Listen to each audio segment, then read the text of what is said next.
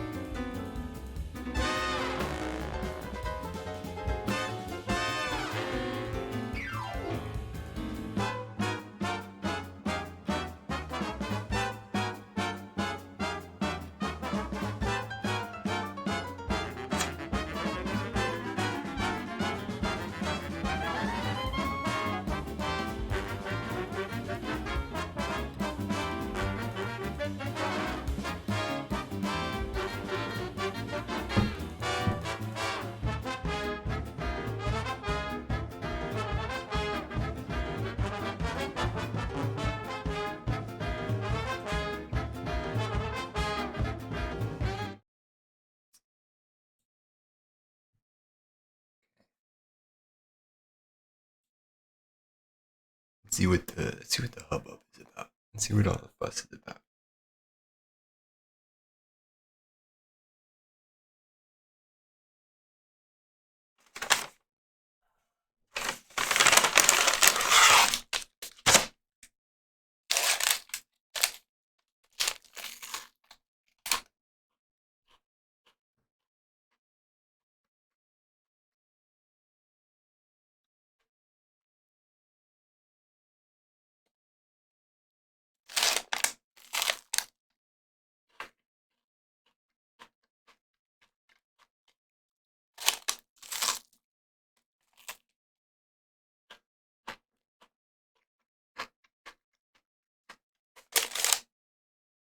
Looking great so far.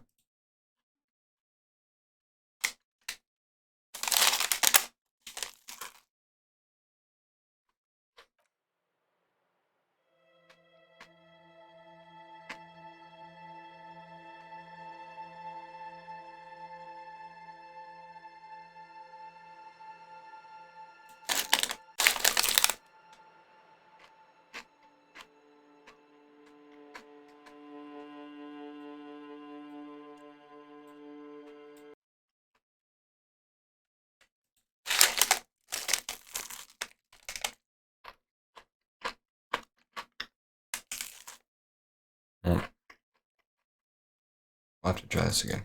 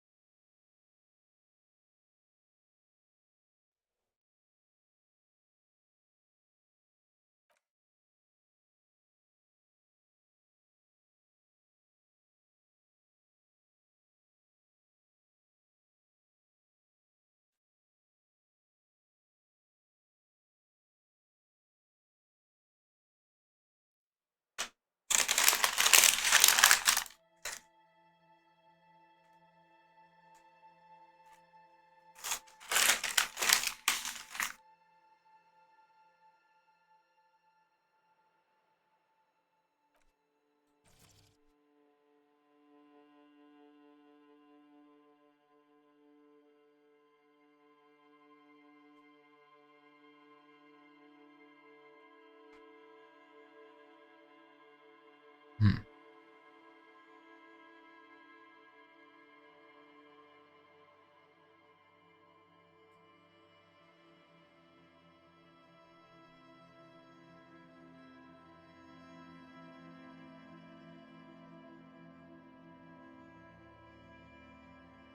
Okay.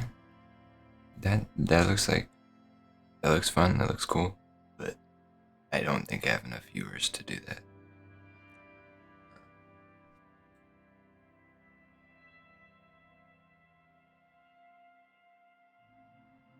Okay. Hopefully the tutorial tells me that again.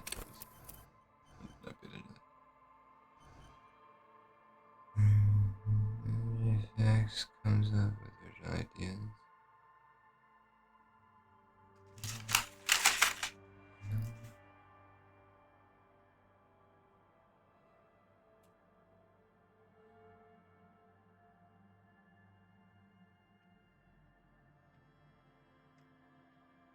Hmm.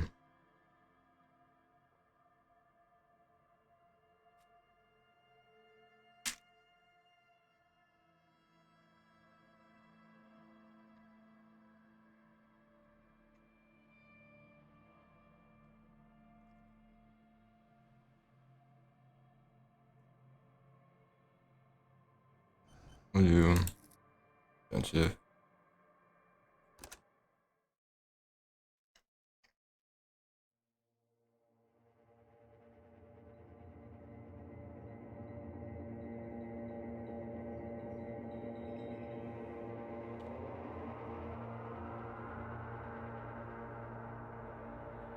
There is nothing, only warm primordial blackness. You're conscious ferments in it, no larger than a single grain of malt. You don't have to do anything anymore. huh? Ever. Never, ever.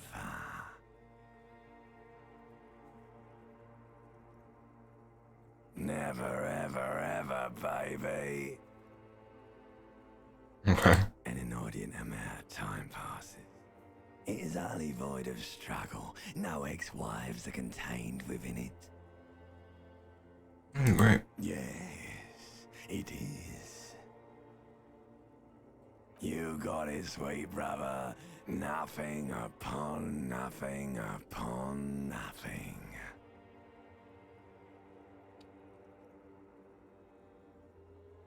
Mm-hmm. I know you do, baby. I know.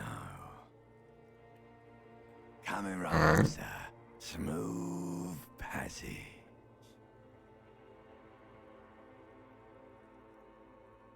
Do you really?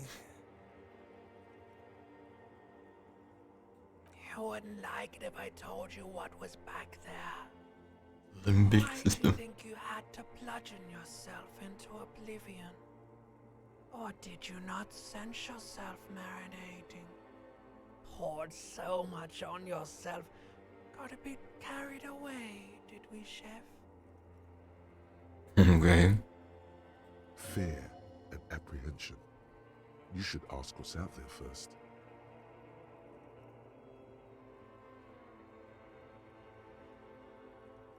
There's this giant ball there.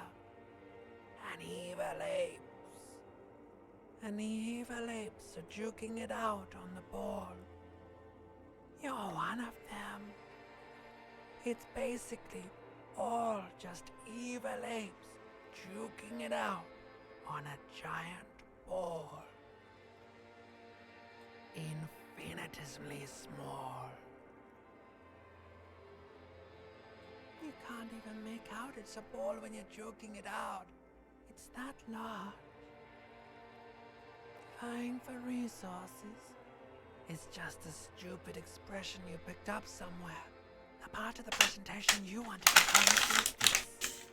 You have to beat the other evil apes in the face. Or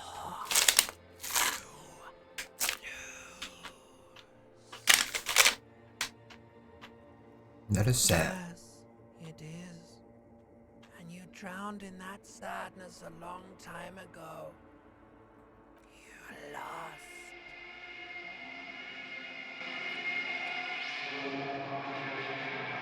Okay.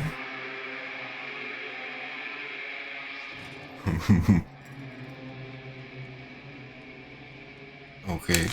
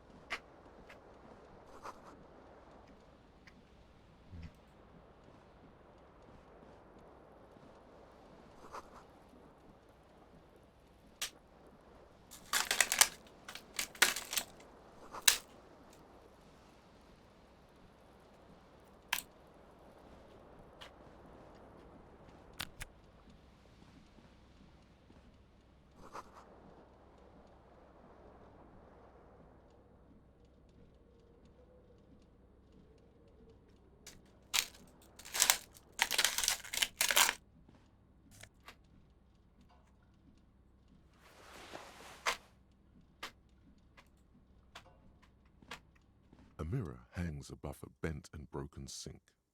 In a fierce discharge of masculine energy, someone has ripped half the faucet off. Hot water sprays from the base and steam covers the mirror. You cannot see yourself, just the outline of a man. Suddenly, you realize you have no memory of the face that awaits you there, underneath the soft vapor. As you slowly reach your hand towards the surface of the mirror. Abort. You clearly have not thought this through. You won't like what you see there, and you will never unbecome it.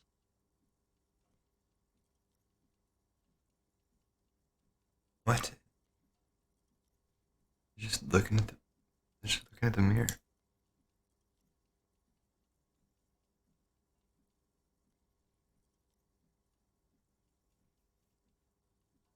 Um.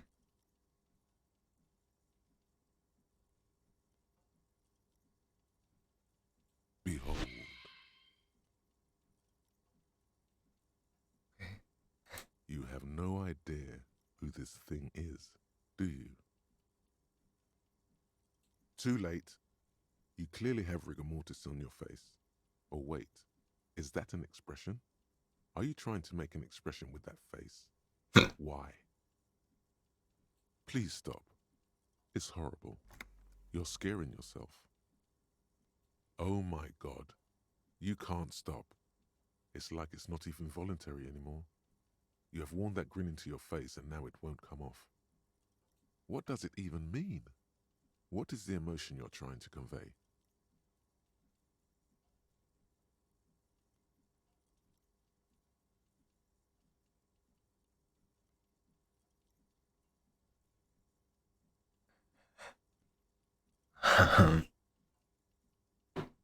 You should check yourself for a pulse, because from here it looks like a cadaverous spasm. You find no sign of life on your swollen neck. However, putting your hand on your chest reveals an irregular heartbeat. You appear to be alive, for now.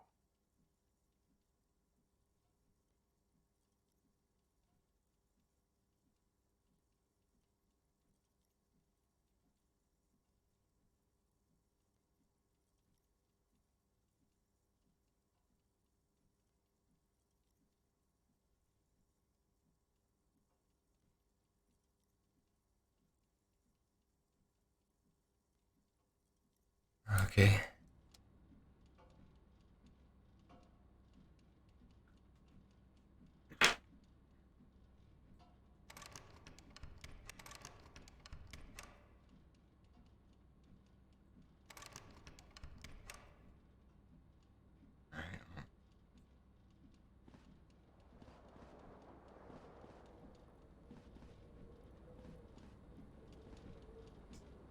This fan has two chain pull switches. One ends in a tiny fan, the other in a light bulb. A truly horrific necktie has somehow attached itself to one of the blades. It attached itself there. No idea how it got there. No one knows.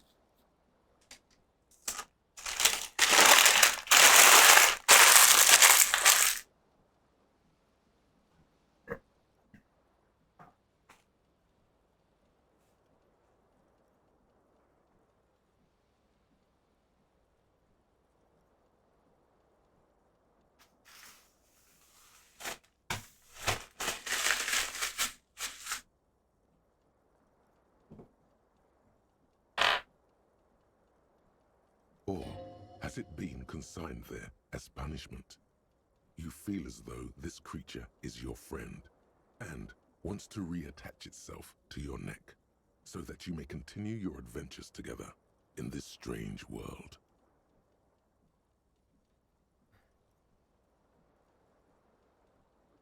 Even this. You reach out to grab the tie, but what's this?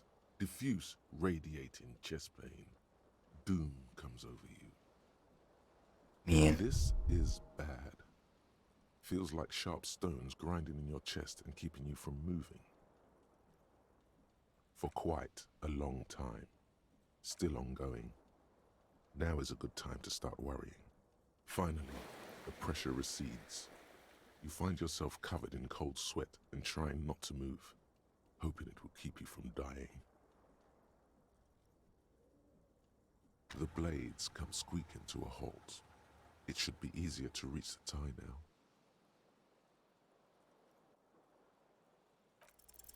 You swoop up and catch the tie. Snap. It's released from the blade. Warning, warning, the necktie is no longer contained. What you have in your hand is a fantastically colorful tie with 4 or 5 different patterns. The knot reminds you of a noose.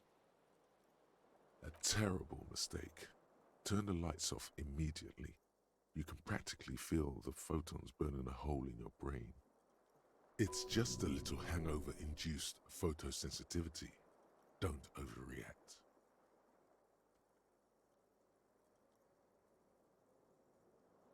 Little black spots dance on your retinas. It's almost pleasurable.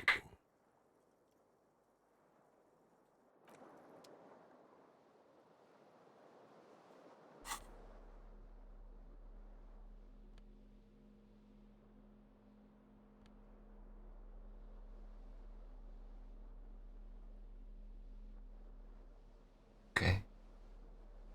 Not sure why my suggestion is in the negatives because of the.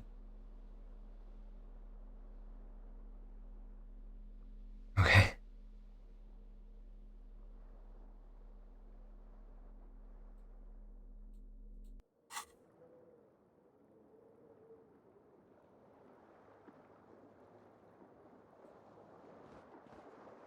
The window stands broken in its frame. Cold wind blows in.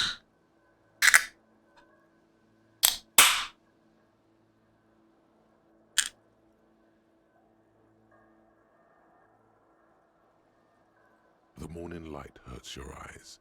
It's hazy, but you see the ocean and some war-torn buildings.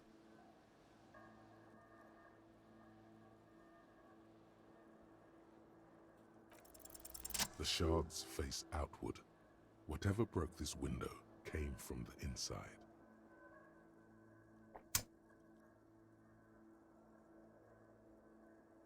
A fine web of scarring covers the back of your right hand, but none of it is recent. More likely a projectile than a held object. There are no fragments on the floor from pulling a tool back in after impact. It is too large for a bullet, yet too small for a piece of furniture. You're looking for something heavy and larger than your fist. Like the green shoe that's on the hat rack in the corner, which, coincidentally, is missing its friend. Congratulations, you smashed the window with your own shoe. Now you only have one. If you're lucky, you can still find the other on the balcony outside. The door to it should be outside your room. A cool wind gushes in. Your toes curl up from the cold. Cool. Interesting.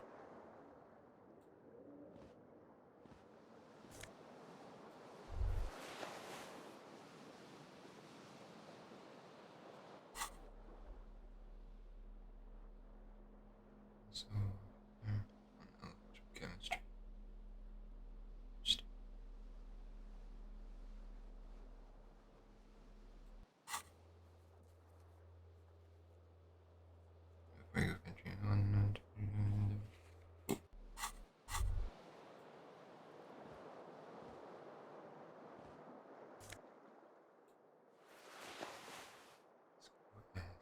Is there?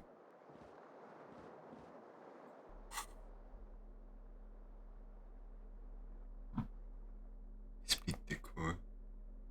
Decor. Anyway.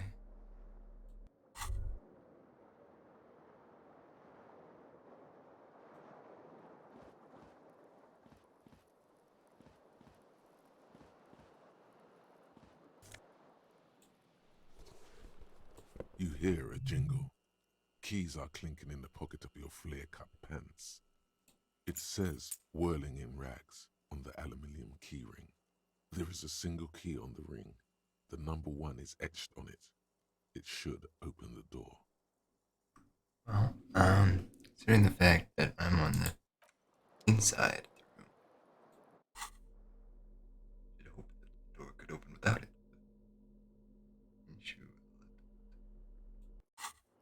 Alright.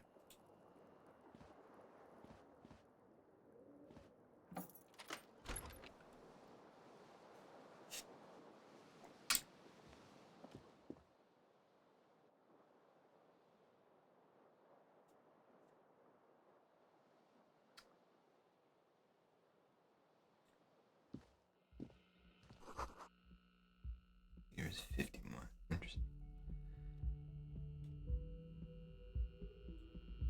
Hello, officer. The young woman raises a cigarette to her lips. No. There's only one solution to this. You're a businessman. Is there really? Are you sure? Alright. The young woman shakes her head slowly. Gracias, Miss Orange disco dance. No. You're a police officer, sir.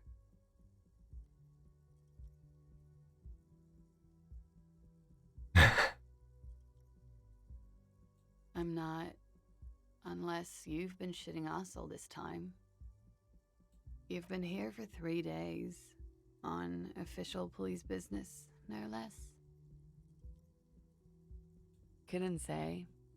In truth, so far, mostly drinking. I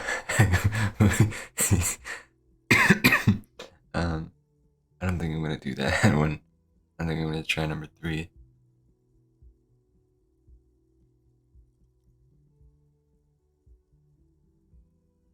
Could it be because of the drinking? Should Of be going. course. Be careful, officer. They don't like the police around here. Good. She looks back at you, a light glinting off her eyes. Goodbye.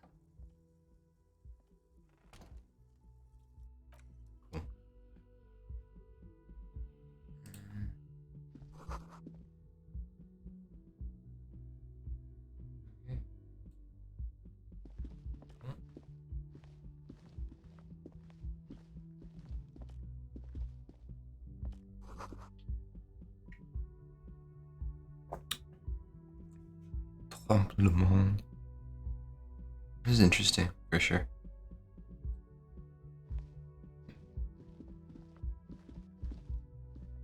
You guys hear that music?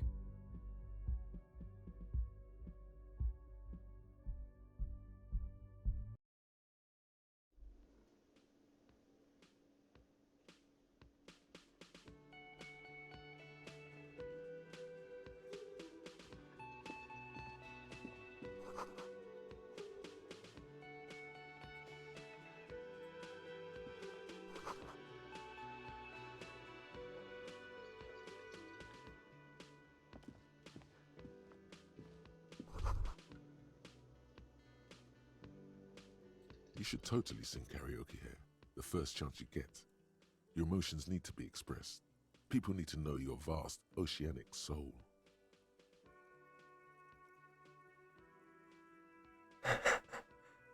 My soul's cubic content is obscured by the Of hangover. course, at this point, precise measurements of your soul can only be performed from the outside. It needs to be heard. Am I a schizophrenic? Is Inland Empire Through a like PA system, Like one of the voices in my head was By other people, whether they like it or not. I'm gonna disagree. Right up their ears, says your adrenaline gland. Violently express yourself. What should I sing when it You comes? have not yet stumbled on the right lamentation, but it's out there. It'll come to you. You will wreak havoc with it. Don't worry.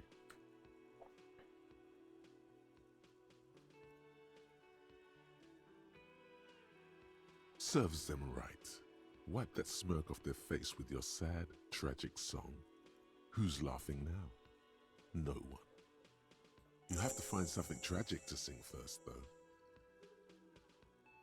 Okay. I'm gonna focus on the shoe first. It's all the same to you. A man in his late 20s stands behind the counter, inspecting a stuffed seabird.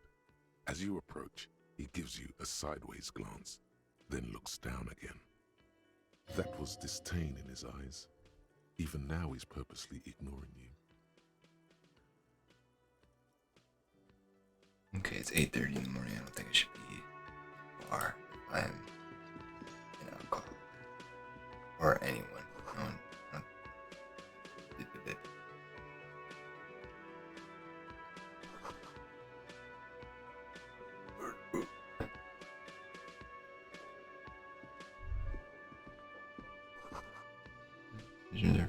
Until 1.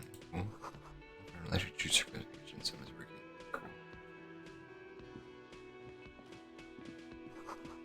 Installers of union members. Doors open at 4. The mobile machine is unplugged.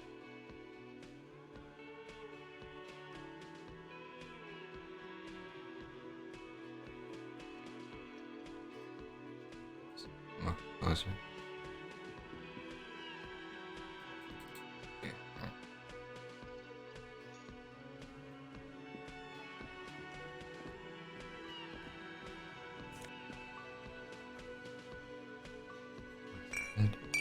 Cool. What is up here that I keep?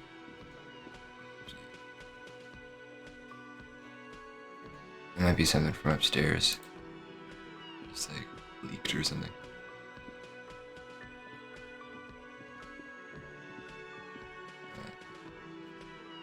Talk to these people. Hello, sweetie.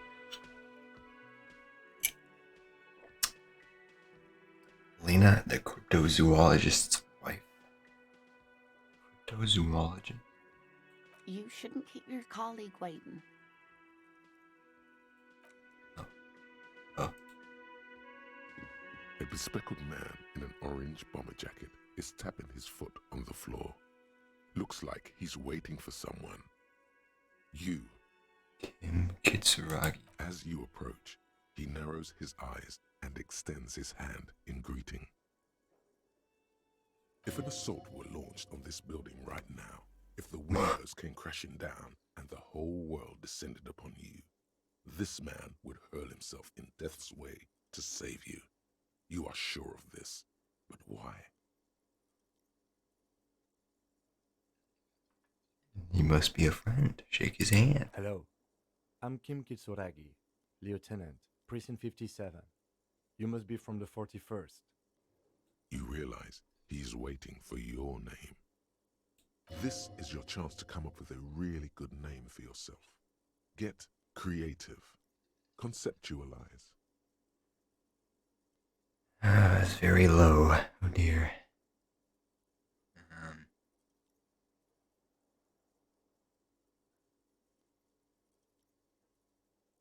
I don't know. Okay then. It looks like we had a little scheduling error on Sunday. Saturday too, actually. Have you had time to talk to the manager here?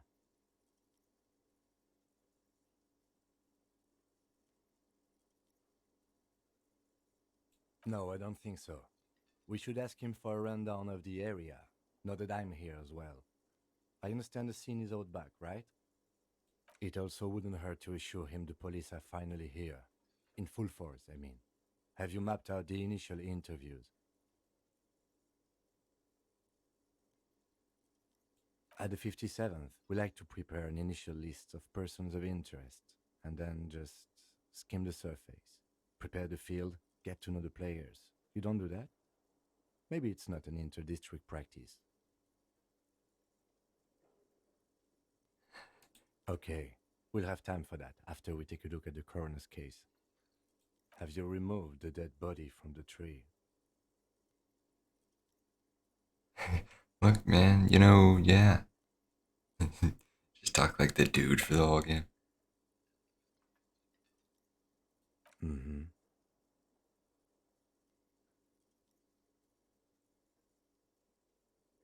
No. So, the body is still in the tree. This is the first time you detect a weariness in the lieutenant's voice.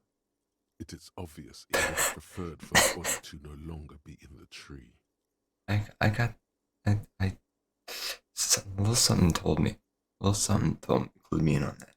I had a Where feeling. it has been hanging for 7 days straight. We should go there as soon as we are done talking to the owner.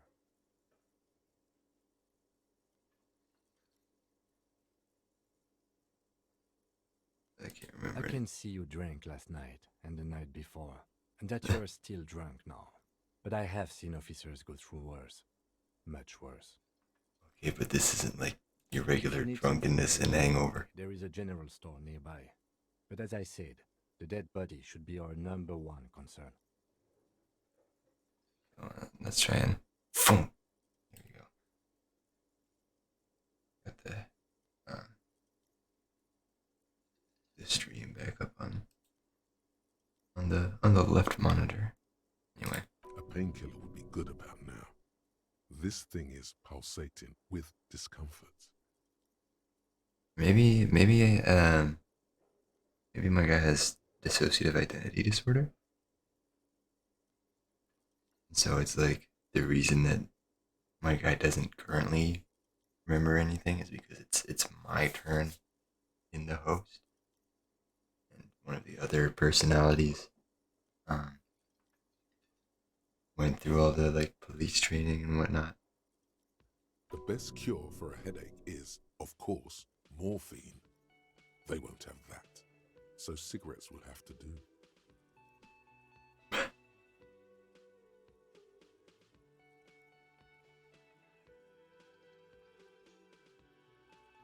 I was sent here to meet a detective from Precinct 41.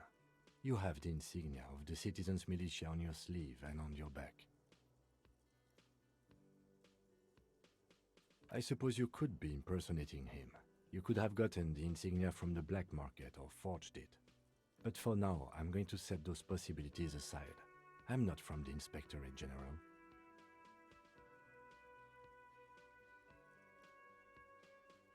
Internal affairs. And I'm not them. I'm from criminal investigation. Okay. Yes. They are not just white rectangles. They bear a halogen watermark with the letters RCM and a pattern resembling the street grid of Revachol West. Revachol West. I would ask you to step into the headlights of my motor carriage, but again, it's none of my concern. I just need you to do your job. You mean you don't have a badge? I have my badge. I'm a policeman, and I have my badge. Losing your identification card is a serious matter. My vehicle has a shortwave. You can use it to report your badge missing. I would advise you to locate it as quickly as possible. But getting the body down should still take precedence. Talk to the manager. Then we go out back and take the body down. Okay, you got it, dude. You, officer. Here you go, dude. That's right. Lieutenant Kitsuragi is now in your party. You can talk to him whenever by interacting with him. Cool. Nice.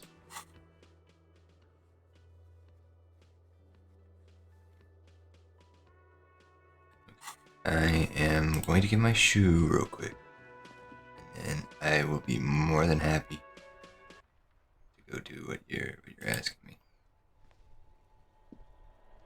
How do I get up there?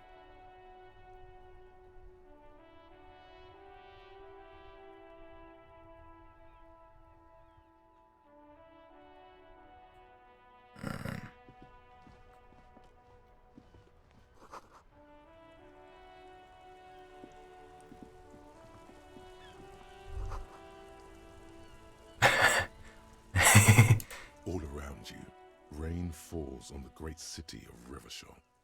Rain drips from the eaves and floods the gutters, washing the filth away. The spring thaw must be here. The snow is melting. Looking up at the sky, cold water dripping from your hair. Grey sky like great battleships, clouds colliding with one another. Rain falls down on the world. Your shirt sticks to your chest. The shoulders of your disco blazer grow heavy. The cold finds its way in under your skin. You shiver, and the city shivers with you. Sheets of rain over the water, a flight of stairs leading into the ocean. Wave after wave washing the coast of Martinaise, with its motorboats and gently swaying reeds. Cool. The ruins of a half-sunken sea fort crumble on an inlet beyond the Bay of Revachol.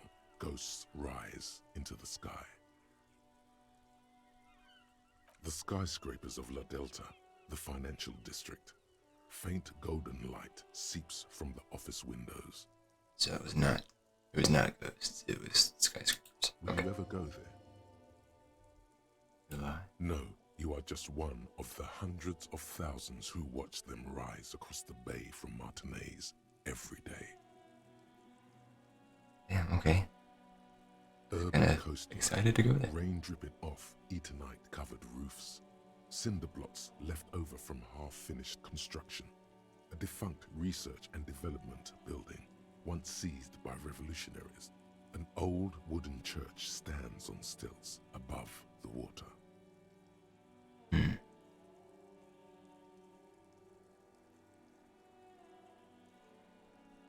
Coal City, end of all lines. Your hair is an oily mess flecked with ash from neighboring coal plants. Smokestacks rise somewhere in the distance. The great gates of the industrial harbor are locked. A chill runs down your back. You shudder like an animal trying to shake water from its hide. You shudder looking down at your feet. Dirty rainwater runs veins into the plaza's snow. You realize you still have only one shoe, nearby on the balcony of the Whirling in Rags hostel cafeteria. A single crocodile skin shoe now fills with rainwater. From the corner of his eye, the lieutenant gives your feet a worried glance. Rain drips from his glasses. The lieutenant nods, then looks east. Behind the gates, heaps of supply crates, red and blue metal shipping containers, slick with rain. The Greater Revachol Industrial Harbor is an artificial mountain range. Immense wealth resides within, and immeasurable poverty in its shadow.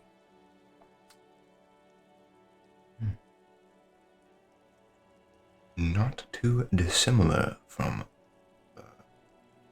current United States. Is that someone hanging themselves at the top of the screen? Is that kid throwing rocks at the body hanging itself?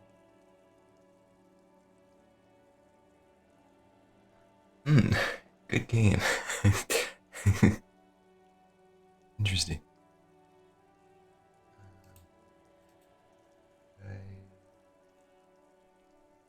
Should I turn my exposure up a bit?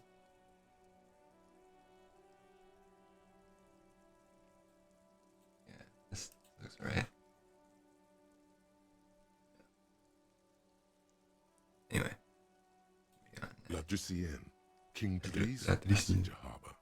Cruise La ships Drusienne. flanked by dock arms. Cranes watching over the mouth of the river distributary. La Drusienne, King Therese's passenger. I'm working on my French pronunciation. Couronne, the lower middle class. Distributary after distributary cuts the city blocks in half. 7-story buildings trail off into the rain.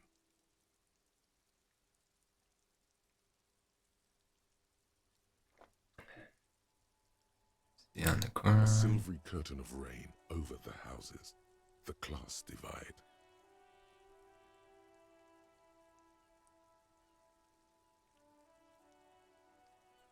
Collapsed storm drains, old sewage systems flooded with rainwater.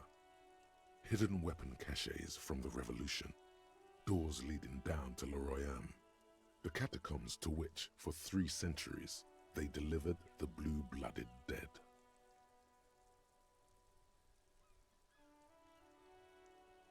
Capeside apartments. Tower blocks crowd one another. 4.46mm bullets still lodged in their war-torn stone walls. Hallways collapse from the mortar hits of a war that was lost long ago. Clotheslines go to waste in the rain. Radios play. A yard. Rain falls onto the roof of a woodshed. Coal leaks into a puddle beneath a dead man's feet. He swings from a tree, bloated.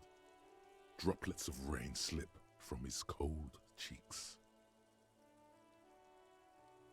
Goodness gracious. A traffic jam. Rain thrumming on the roofs of motor vehicles.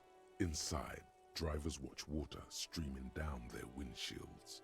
The statue of a king shudders. He too is cold. The canal bridge has been raised. The road ascends. A raised motorway loops above the ghetto.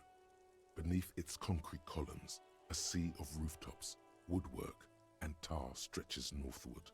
4-story buildings as far as the rain can fall.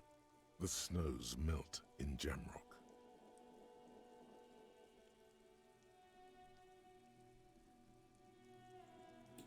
Revachol is the capital of the world. Jamrock is the capital of Revachol. Droplets form on your eyelashes. It's home. With the hood.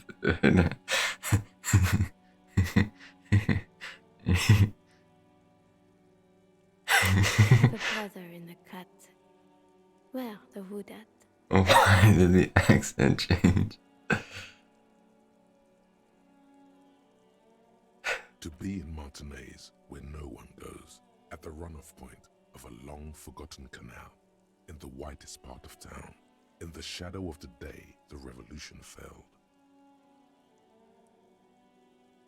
Standing in the rain, looking north, where Jamrock Rock City stretches inland.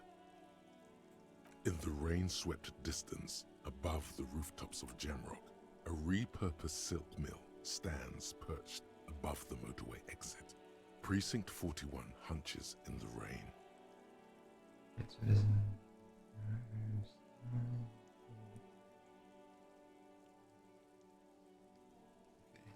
This seems like a concrete jungle, except it's like a concrete hell.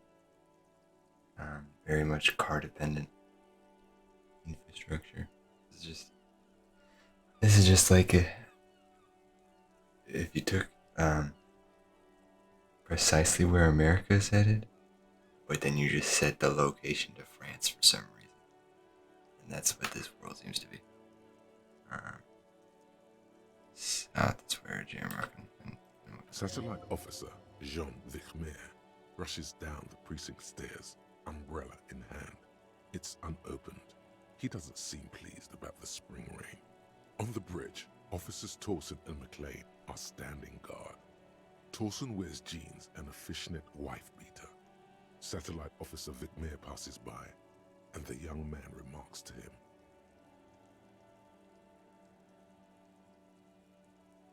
"Where's your homo, homie?" What? It's not like that. They're what is called heterosexual life partners. They have a battle-tested relationship. A brother-bond, if you will. Huh? Yeah. Hetero-sexual life partners. Funny apery. Male-centric workplace humor. Have you seen him?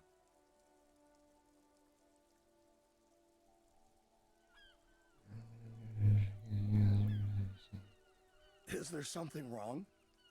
No, nothing. It's just Judith went to his place and found the Monday mail and Hello, Ivysaur EG. I think Welcome to the it's still stream. there. You didn't drink with him over the weekend, did you? I was about to sneeze, and then I happened to see your chat, and then the sneeze disappeared. I'm playing this game for the first time. Seems really cool so far. I accidentally got stuck in a conversation outside. After realizing that I get my shoe, I need to go back inside and go up the stairs. So now I've been trapped out here a little bit, but it's still cool. It was describing the whole town to me for a second, and now this guy is walking past. Judith went to his place, found the Monday mail, and opened. He's still there. Didn't like drink over the weekend, did you? That would be irresponsible. With that animal? Never again, man. What is he, still down there? In, south of the interchange? What was it? In Martinez. He's in Martinez.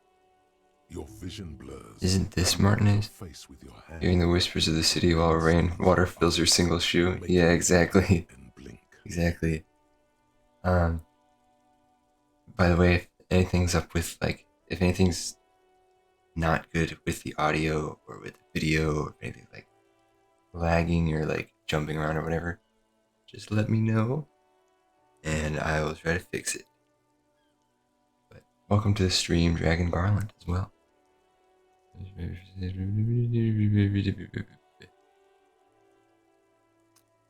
It is cool. Your shivers skill was high enough to get this zoom out.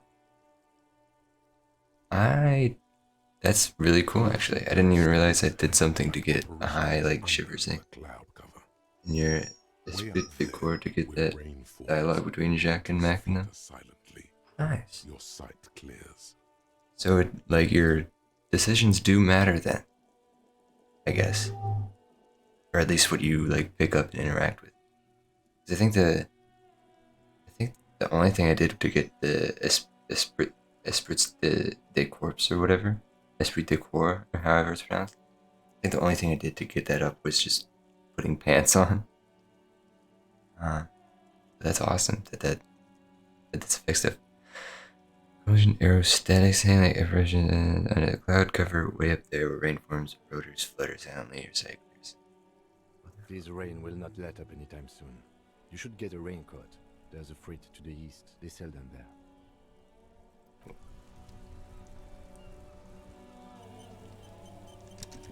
Autosave.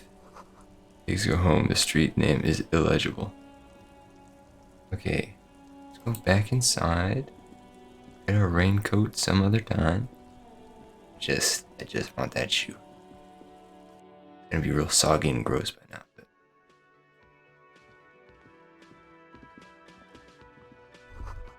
all rooms are knocked over. Beautiful dark liquid is spilling out. That sugary black rum stain on the counter makes you teary-eyed with joy. It's almost touching how syrupy and sticky it is. How long have you been up already? It's not drink time. Do you have something better to do than lust for sweet syrupy rum and lemonade? With a twist of lemon? Maybe lime? Maybe who cares? Just rum? I'm not gonna lick up the the rum stain at 9 in the morning. Man is sleeping at the table wearing mud-caked boots and rolled down overalls. The back of the shirt reads Wild Pines encircled by a logo with a tree. On the counter, rolled out of his open hand, you see a blister pack of headache medicine. Ooh. Do I try and wake him? No idea. Looks like he works for Wild Pines, the logistics company who owns and operates the harbor. Because there's a strike going on in the harbor, there's not much to do aside from drinking and sleeping. I mean, I don't want to steal his headache medicine. I'll give it a try. You gently shake his shoulder, but nothing happens. This man could probably sleep soundly in a ship's engine room. Skill points and what is this? Wait. Okay, hold on. Go back. Skill points into physical instrument. Is physique. Physical instrument. How many? I have a total of 7 skill points. Oh, I need experience though.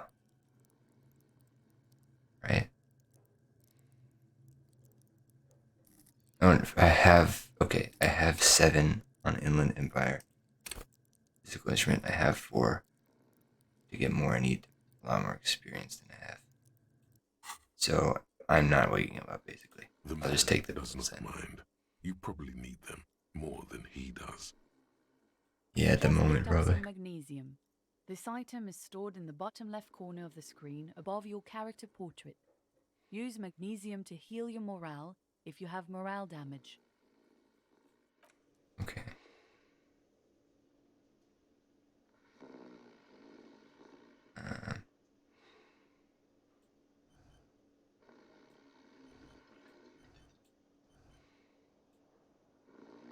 Okay.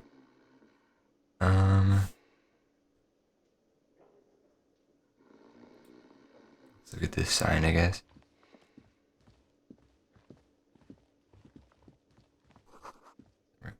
Door closed for the winter. Okay.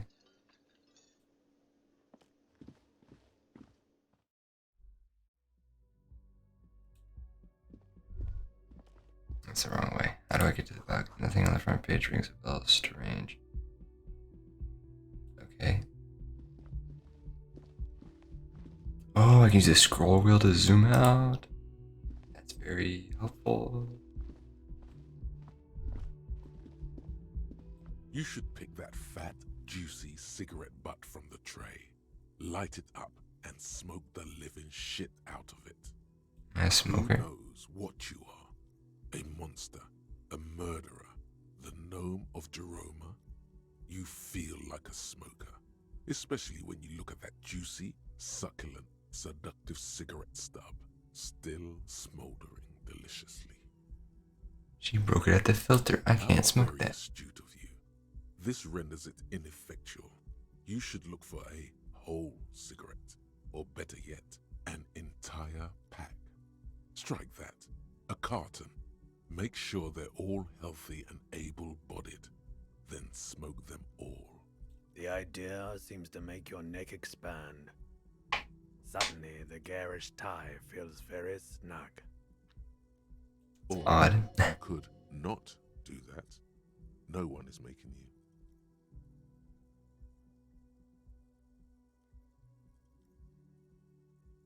I could not get a cigarette. I should enthusiastically do not a cigarette. Good. They'll make you stronger and better. You're too old to be cool now. But find cigarettes, smoke them, blam. No, that's not what I meant. No, I meant not doing that. A mystical red dragon with smoke rising from his nostrils. They tricked me. Smoking them gives massive bonuses. I don't want cigarettes. Those are bad for me. Those are unhealthy. Can I get rid of it? Alright, I guess not. That's fine. I'll just not do that one.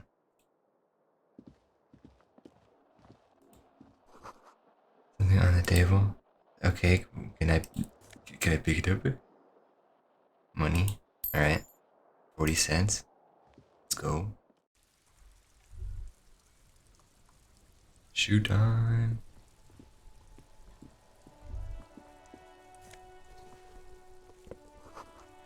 A gust of briny wind washes over you. Two identical shoes, both copiously green and indiscriminately snakeskin, reunited on your feet.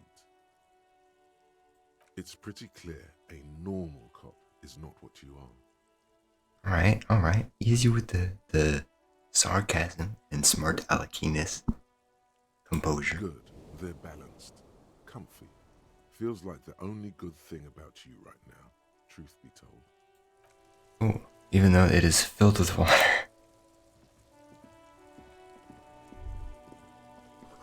Smell of the sea makes you dizzy. Okay.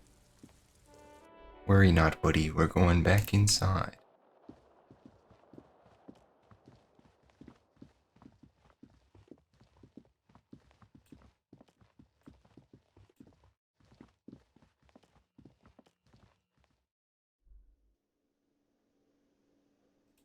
This guy. How's everyone's morning going? How's everybody doing? The man with the unimpressive beard notices you approaching. He drops the ledger he was holding and turns to the lieutenant. Mr. Gart, right? You run this place. Yes. I like his voice for sure. Guard to the cafeteria. I am Kim Kitsuragi from Precinct 57. This is an inter-district investigation, so joining me from Precinct 41. Let's see, the Harbinger of Ruin? Harbinger? Or I'm in between names. I love Gart, but I love every character in this game. Nice. My friend suggested, well, I hadn't even heard of this game until, like, around Christmas, and my friend gifted it to me. I was like, I think you'd love this game. I was like, oh, okay. And then I took a trip to Florida via driving, which I'm all the way in Arizona, so it's like a 3-day drive. Good friend. He's a great friend, yeah. I drove all the way to Florida, and then when I was supposed to be coming back after like a week of being there, my no, not my computer, my car, its motor like broke basically on the day that I was supposed to start driving back. So I got stuck in Florida, and that led to it taking a lot longer for me to start playing this game than I was intending on it taking. But I'm finally I'm playing the game. I'm in between names. Like when you've left your band, but you haven't decided on a solo artist name yet. Kim's about to say something like, yeah, I'll let him say something. I'll be funny when Kim's It took us a while to arrive at the scene. It also took you a while to call us and report the dead body. It was you who played the role, yes? No, I only just got here. It was probably Sylvie who called you. She usually works the bar here. I'm only temporarily taking over her duties. Okay. You have her number? As a matter of fact, I do. He looks behind a pile of coasters, finds a slip of paper, and hands it to the lieutenant. You said you just got here. From where? Are you a local? What, of Martinez? No, I live in Jamrock. Me too. I only sometimes come here to keep an eye on the place. This is just one of the many, many cafeterias I manage. But you still know your way around, yes? In case we need directions. Yes, I know where some things are, but as I said, I don't live here. I just used to work here. And I'm not going to start working here again, if that's what you think. Not what we think. Imply that. Detective. What? It's your turn. Oh, you mean questions? Yes, he means, do you have questions for me, like a police officer would? Okay, Gart, take it easy. Take it easy. What is your problem with me, buddy? Why would I have a problem with you? You're a hero cop. Yeah, the first answer is very tempting, actually. I'm just gonna be deadpan and be like, you're being sarcastic. Am I? Or did you ride in, take the body down, solve the murder, and not trash my hostel room? I did all those things. No, you see, actually, you didn't. You haven't done anything even remotely useful since you got here. What have I been doing then? Have you seen me I around? haven't seen you around. I just got here, remember? So then how do you know I did all those things? Anything else? You don't. Where's the Behind this body? building, there's a courtyard. They hoisted him up on a tree there. Oh, is it the guy hanging from the tree? That's get easy. there. See that door there? first you exit through that. West. Then to your right, you should see a big hole in the fence. A really big one. You can get to the courtyard through there. No need for the keys. The hole is big enough for the Franco-Nigerian cavalry to fit through. Franco-Nigerian. So France and Nigeria have been combined? Or is it talking about like a... Whatever. Well, our answer will be our question will be answered later. It's implied in his voice. Who killed him? I don't know who killed him. I'm not the police. That's your job. Did you kill him? Are you crazy? Of course I didn't kill him. Suddenly you tense up. Blood is being pushed to your muscles. You should hound him on this. Hound him hard. The prey drive says. Okay, I'm not gonna hound you on this. No, I'm gonna hound him. No, I didn't. I didn't. I don't appreciate this. What is this? Do I have to answer? Is this mandatory? The lieutenant stands motionless, his expression unreadable.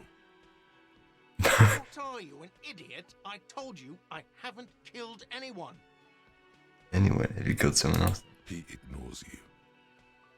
Why did Sylvie go away? She went away because none of your business. What? Extra fine. You the bartender? No, I'm not the bartender. I'm the cafeteria manager.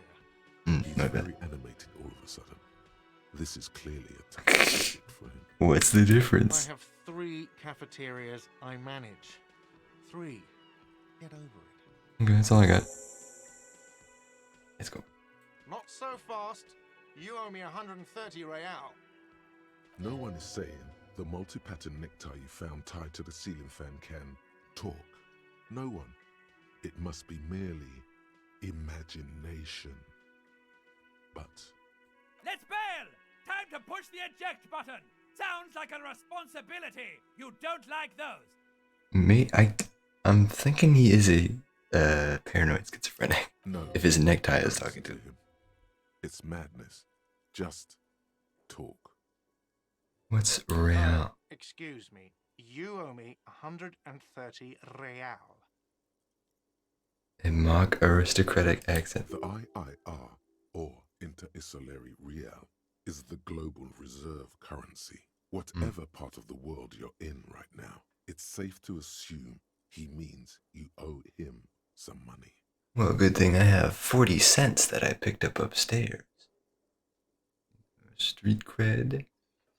Oh, I understand. You mean let's keep fucking. No, you don't owe me street cred. You owe me money. You owe this establishment 130 real. Who does that clown think he is? Arrest him! I just hear my necktie speak to me twice. No one is saying that! No one is saying that Ty can talk! That would be ludicrous! It's just that you should arrest him! It would be wiser! He wants to take your money! Somehow, the knot is stuck. I don't want to take it off. I just want to pay him. The lieutenant watches you struggle with it. The sweat dripping from your brow. He puts it... If you don't have the money, it's okay. None of us are in this for the wages. That's cop 4. I haven't offered to pay because I don't have any money either. Oh. What do I have this place for? 3 nights at a tariff of 20 real comes to 60 real. Then there's the window you annihilated. The hole in the window was the first thing I saw when I came to work. So don't try to tell me you didn't. That will be 40 real in damages. That wasn't me, that was Sylvie. Sylvie did that. Another thing you've annihilated is half the bar. You've run a tab of 30 real. Actually more, but we'll round it down to 30 for your hard work maintaining the stability and order of Revachol. That's 60 plus 40 plus 30 equals 130 real. And yes, real is still money. Exactly, is money. A philosopher? Since I woke up in trouble remembering even the most basic concepts of reality. No, I'm just getting my bearings, actually. It might be. Money is what grown-up people use to pay for things. Things like this hostel room, or 8 bottles of potent blend, and 9 packs of Royal Extra. We use it for everything, really. Is this money? Yes, it is. No, you see, that's 40 cents. Cents are a form of currency 100 times smaller than the real. I'm not even going to take this. Come back when you have 130 real.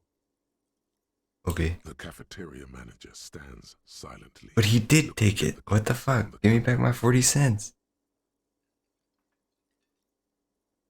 For a moment, his antipathy is overcome by compassion for the sheer smallness of the money.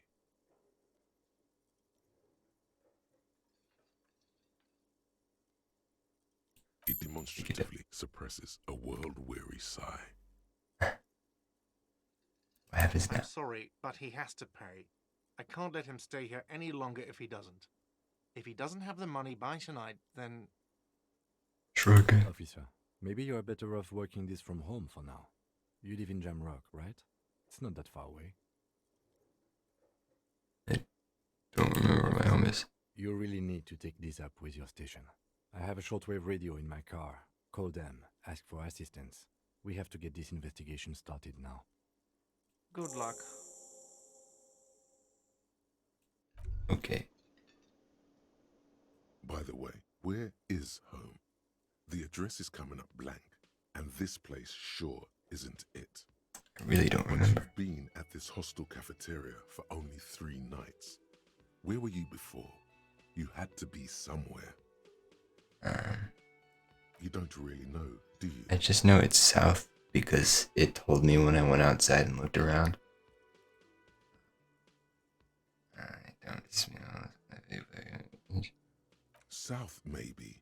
Doesn't sound like somewhere you can stay if you run out of money. Fuck everything, hobo cop. You can try. Run some addresses in your head when you get the time. Maybe a street or an apartment will appear. Cool. Lonesome long way. Do you mind to trace your drunken steps back home? Jump across the raised channel bridge southwest of here. All over, get up, get off the asphalt in 20 minutes. Shuffle your feet through courtyards, scaring little children. Go onto the great raised motor track. 881 until you reach Le Domaine. Le Domaine Eminent in North Shamrock. Streets are frozen this time of year, caked with ice. Walk down Main to perdition. Inside alley there, and your footprints in the mud. Thought cabinet. It sounds like I already know how to get there then if all of this is here. Anyway. I like how the initials for thought cabinet are THC. It's funny, I think. Inspect victim's body. I love the thought cabinet system. It's a little confusing at first, but it is easy once you do one. Oh, cool. This game looks really cool so far. Victim's body.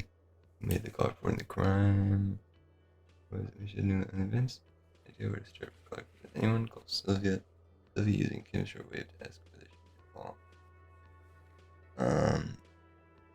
It's a unique one for sure. Oh yeah. I'm gonna inspect the vehicle. I'm gonna go inspect the body first, and then I can go to Kim's shortwave thing, and then there's like I think 2 different calls that I need to make on it, so I can do both of them there. Map information. Where's copy of the city map? Okay. Do that later, I suppose. Both my shoes. Composer. +1 composure, -1 savoir faire.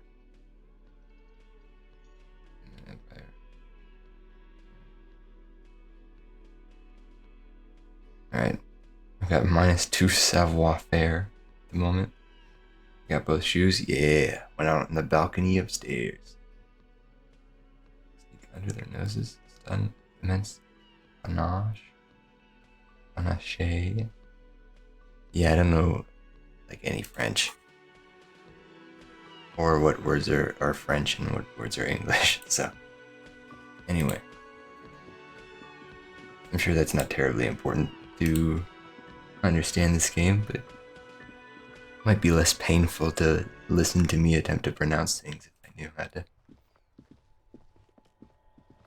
Anyway, oh wait, what's this? Stick. Rue de Saint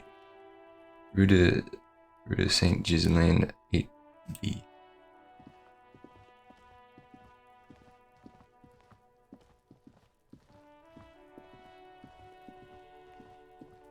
Hey, why are you defacing the body, kid? What are you doing? Kuno's got this. Boy, throwing rocks at the dead body can't be older than 12. That drawing looks a little older than 12, I'm gonna be honest. I believe.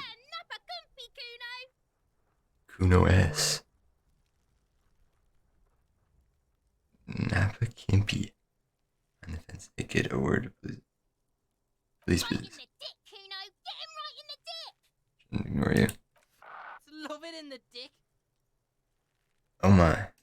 The boy is sweating profusely. His eyes are like two black holes and his jaw is twitching as if trying to break free from the empire of his body. What does that mean? The kid is obviously high. Oh, okay.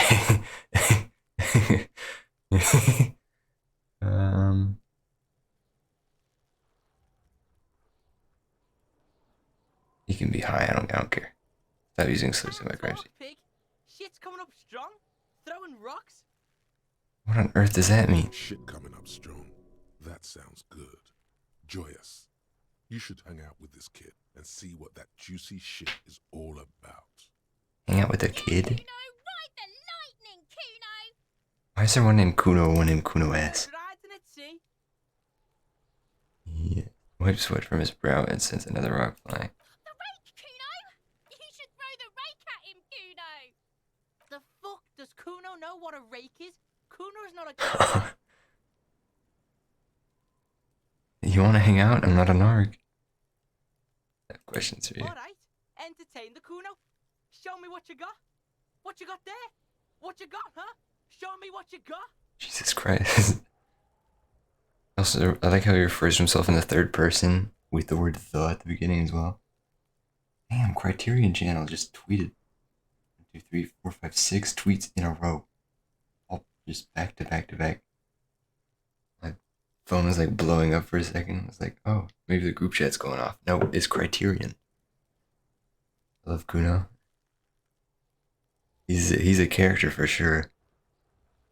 Body, what do you know about it? The crash. What do you know about the body? Shitload pig. What's your question? Don't tell the pig shit, Kuno. He's choking. He's totally choking. Kim, please help me. If I were to want to waste my time, which I do not, I would ask them who he is, how he got there, and the usual. Okay, I'll do that no then. idea what the usual is. Just ask whatever comes to mind. Know who he was. Kuno's fuck gimp. Kuno uses the fuck gimp for target practice. Okay, so the answer is no, he doesn't.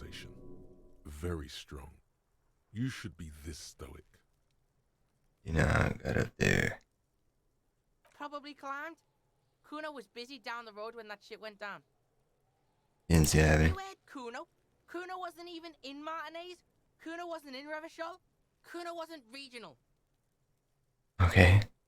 I don't know. Some fucking Mesk or I don't know. Some other place. Night City. Kuno was in fucking Night City. Where's Night City? Kuno gives this info out on a need-to-know basis, and you don't need to know. Kuno didn't stop the gimp, if that's what you meant. You know, A suspicious. couple of pigs sniffing around in the dirt. That seems pretty fucking suspicious to Kuno. Alright, Kuno. Yeah, you tell the faggoty Kuno. Okay. You're testing Kuno's patience here. Bro, you're 12 and I'm a cop.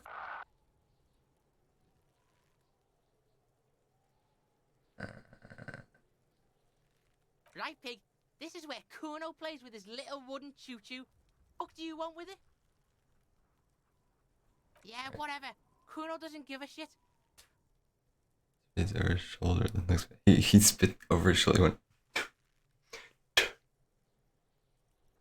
Who's Kuno? Kuno's Kuno, pig? Points with chest, both his thumbs. Kuno. Primal. Violent. You refer to yourself in the third person. Calling a third person? Kuno's the fucking first person? This is why we need education. He looks slightly confused, but proud he came up with the retort. But right as he's getting distracted, you hear a malevolent hiss from behind the fence. Kuno has. Kuno, he's trying to fiddle you! He's gonna put his hands on you! The thing behind the fence starts squealing, shrill and violent like a fire alarm. Pig's got Kuno! Help! Rape! Seconds later, as the child yells at the windows overlooking the yard. Help! He's got the Kuno, help! I'm not doing anything. Everybody, please! He's digging his dick out! Shut up, Kuno. Kuno, his dick is out! You're afraid! It's not true. Saying, Kuno, somebody, please! It's not true. Stop it. So blessed now the wind carries the message far and wide across Martinez. Shut him down. He's 12. You high right now? Help! Misters, help! Prances around, his eyes bulging out of their sockets, rolling hard, yelling at the windows. Rolling super hard. Oh yes. Oh yes, he's rolling very hard. Time of his life. Total ecstasy. Fuck the pig. Alright. He's flashing Kuno! He's showing his genitals! If you don't help Kuno now, it'll be too late! Alright, whatever. Look. Kuno whispers as you retreat, vanishingly silent. I know you wanted to hit me. You got that I'm gonna fuck that Kuno up look that Kuno's dad gets. Uh-oh. The murder look. The rage look. How do I get back to it? I want to get back to that vault.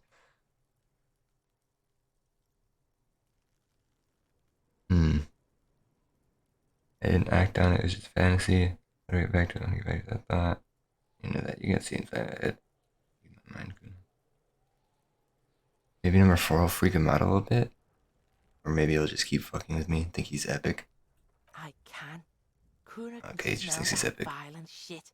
I know what you were thinking. His voice is so silent, it seems the words are echoing in your head. I'm gonna fuck that Kuno up. I'm gonna shut his shit down. You know what?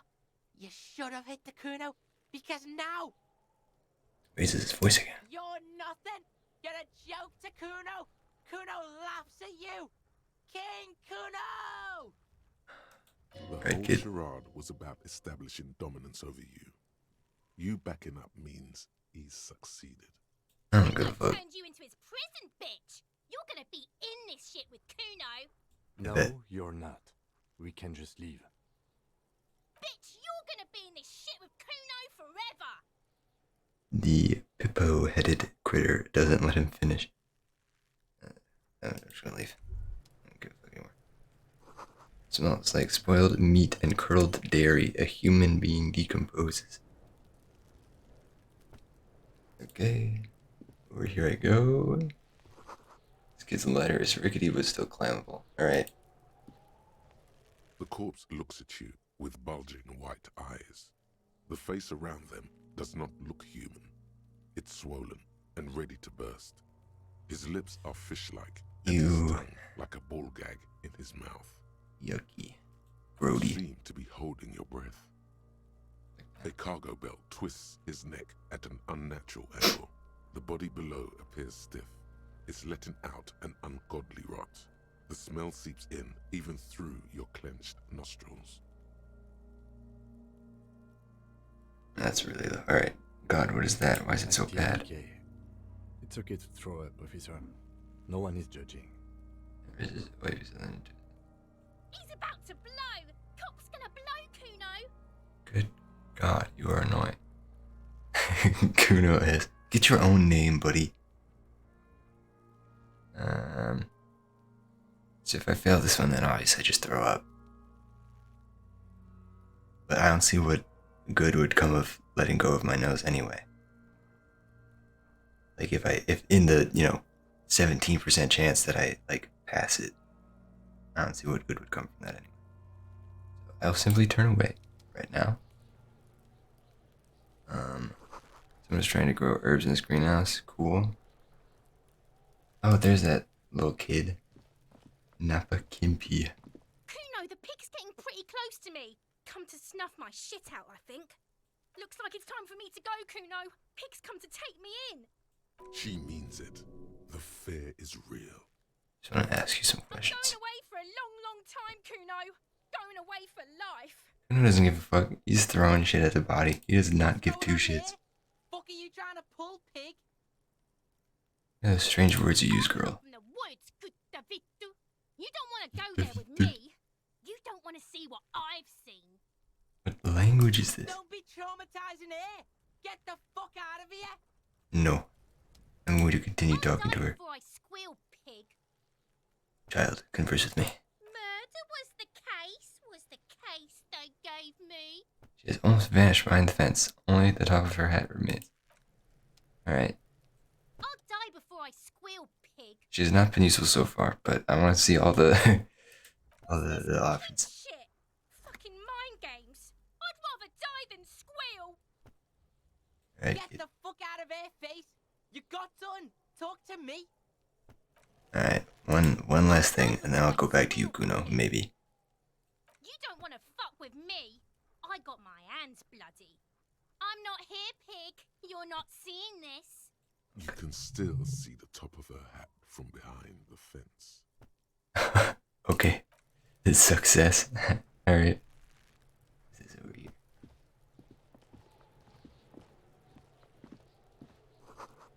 Letter R wears a crown on the ribbon below, a light above descending.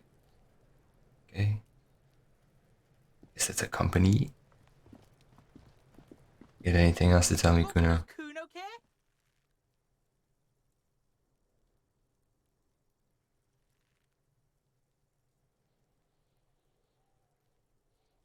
Ooh, I fucked up, it looks like. Let's give it a try. He's on your crime scene, bossing you around. And he's been here for some time too. This is where he hangs out. You have to get more out of him. Legendary a failure. Okay, I think you can turn the Kuno down from it. Start like normal people. But listen, that's better. It's old news for grown-ups. Let's try this one. Get your snout out of Kuno's ass. Kuno knows how hard Kuno pushes it. Kuno pushes it hard level. Hard level? You should give up, Popo, or the Kun will keep fucking it out of you. The Kun. Okay, Kuno. She looks worried. The Kun has her confused. That went wrong. He took it as a compliment. Then he had a minor seizure. I have more questions. Yeah? The kingdom of Kuno? The fuck do you want with it? That of yours? It's not fucking Kuno's. It's ancient. Look at it. Alright, alright. Fucking fool, Kuno. He says you climb the ladder up to your magic treehouse. There is no treehouse over there, so definitely not what I was saying. Kuno doesn't have a magic treehouse. Oh, I believe you. Dunno. Kipta's gardener used to work there. Gardener used to work there? Yeah, that's what Kuno said. She couldn't handle the heat, so she took off. Kuno can take it. Shit's nothing to Kuno. Okay. What do you mean by Look it up kipped? in the library. Kuno's not a fucking dictionary. Fucking small brain. Kuno means the gardener, alright? You said it, buddy. I just assumed you would know what that meant. Look, Kuno doesn't explain shit. Kuno just says shit. He looks you in the eye and nods as if agreeing with himself. Alright. The young woman by whirling in rags, that gardener. Yeah, whatever. Kuno doesn't give a shit. The fuck about it? Okay. You're Never mind. testing Kuno. Get lost. Alright, Kuno West, chill out. Kuno doesn't fucking care. Alright, Kuno. Alright. Now, take victim's body. Inspect the body and the record of whirling in rags. Preliminary inspection. You just need to suppress the urge to throw up and approach it. Oh, that is so I do have to do the thingy. All right, as you know, I got you. There he still is, looking right through you with his white eyes. The body below is entirely dedicated to that corpse smell. Emitting it is all it does now. Okay. As you And breathe in, the odor comes wow. out. Okay. It's the smell of the mind telling you to run, and your stomach to wring itself empty. With your hands at your sides and your eyes squinting, you stand in it. Nice roll 11. Thank you. RNGesus is on my side. Do they always do that? After 7 days, yes. We are deep in decomposition here. Oh yeah, because I left the body there and drank all weekend. The man before you is naked, but for a pair of underpants and enamel boots. His skin is greenish, marbled with decaying veins and blotched by lividity. A fading web of tattoos covers his chest and shoulders. The cargo belt used to fasten him to the branch above appears industrial in strength. Okay. The material appears to be ceramic. Its clean white stands in stark contrast to the decaying flesh above the knee. The man wore thick polymer socks, probably for padding. A fine array of interlocking plates covers them.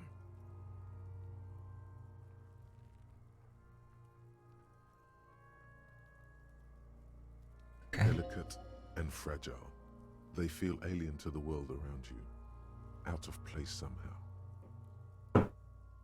What kind of boots are They these? are armor, no boots. Technically speaking, these are sabatons. Sabaton. What kind of armor is this? Ceramic plate. Zirconium dioxide, most likely. This is where the make would be. Where? Under the hill. Fairweather. Fairweather model T500 VE. I'm guessing that's vitreous enamel. This is advanced stuff. Okay. What happened to the rest The of it? locals probably scavenged it. It would be odd if he had more on after 7 days. Right. I should keep a lookout for these pieces. The armor could yield information. Okay. Maybe he'll know something. If you wear those pieces, it will help me protect your mortal coil. Why does my mortal coil need protecting? Maybe he's just wearing his boots and there's no rest of the armor. Yes, bullets will fly. They always do.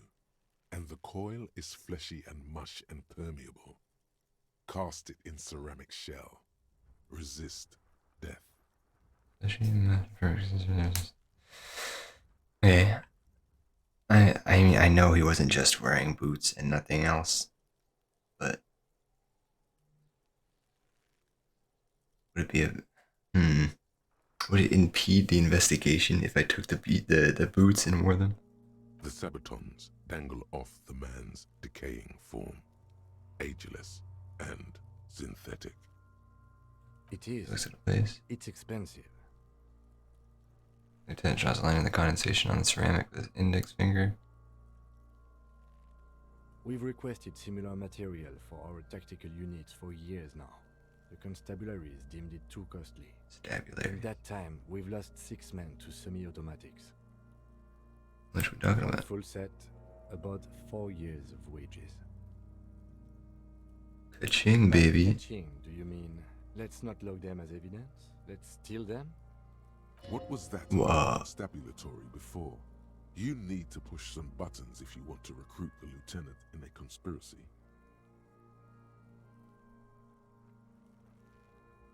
Let's see. I mean, why not both? What if we use them as evidence and also are wearing them?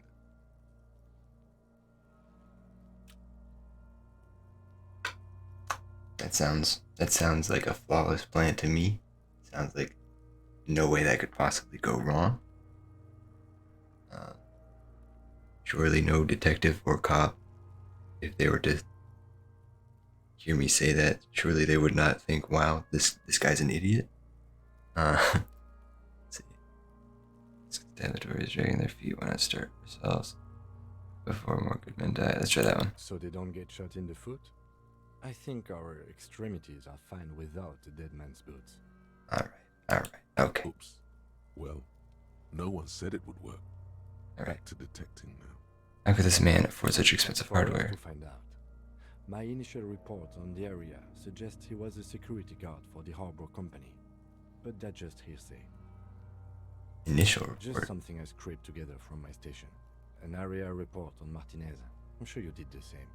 Oh yeah, He's of not course, actually yeah. Sure of that. He's just being tactful. Look pretty advanced for a security guard. This equipment is way beyond what a guard can afford. Knock on A the small bell-like sound fills the air, like tapping on the side of a porcelain cup. Wait, what was it made out of? That seems weird, right? Did it make that noise? Or maybe I'm just...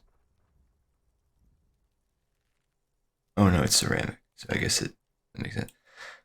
Wait, ceramic? That can't be comfortable to wear. Suddenly, your biceps coil up. Your elbow is sharp and cocked for a punch. Something tells me punching evidence is not a good idea Something either. bad.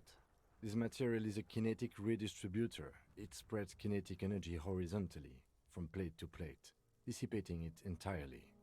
See? But it's ceramic. Maybe, or is it like just a bunch of ceramic panels with... I don't know. I'm sure it'll explain to me as I continue playing. Where they separate into smaller ones. These plates then divide into smaller plates until there are hundreds of them altogether. Like the scales of some ancient white monster, cracked and pearly. This feels dangerous. Are you sure? Why would it be dangerous if it... The stench fills your nostrils. As you push downward, an ominous creaking sound comes from above. Oh. I'm gonna break the branch. You with... The lieutenant's voice sharply looks at you with the boot under your arm. Pig's gonna pull his head off. Brutal! Oh, this is a bad idea, isn't it? Pull his head off. Oh, okay. I'm not a homo.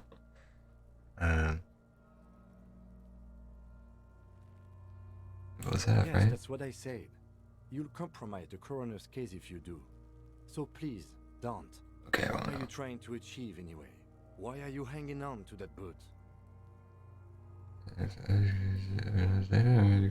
Inside the boot. They're expensive. I thought I could pawn them. Earn some loot. It's like everything I said before. Did I guess I want to protect them? So I didn't even want to take them off. I just thought I should try. Try what exactly? I have no idea why. I just do things. There's no underlying reason. I just see what happens. I don't think we should do anything just for the hell of it. Says, Besides, taps on the boot. there's no way you're getting them off. All the organic matter in his body has been flowing down into the boots. They are fused.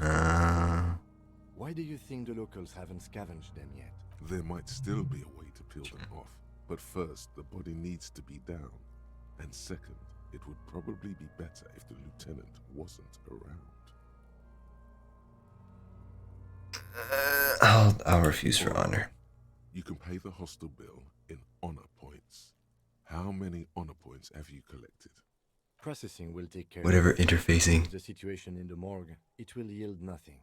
But we must pick our fights. Should we continue? Situation in the morgue. It will yield. Okay. Back off and look at The cadaver slowly twists on the cargo belt, his torso covered in tattoos, and extremities blotched pink and blue. Brody, let's look at his belt. The hangman's knot is pulled tight by the weight of the corpse below. Yellow, hard-edged polyester cuts into his neck. Above, a sliding buckle ties the belt to the branch. Cool. Oh my, there's something on the belt. A familiar word that speaks to the thirst within you. Speaks to the thirst within me? Vermilion, in yellow letters, along the length of the twisting cargo belt. Only a deep longing for vermilion golden spirits lets you decipher the fading logo of the local brewery. Extremely. What kind of rope is this? Strength. You can use for tying cargo to lorries. Sounds like a clue to me. Like in a circus. When the circus leaves town and they tie a black-spotted giraffe to the wall of a carry pen. What on God's green earth are you talking about? What is... When the circus leaves town and they tie a black-spotted giraffe to the wall of a carry? Yeah, okay, sure. I did. Maybe, I don't think I've ever been to a circus, actually.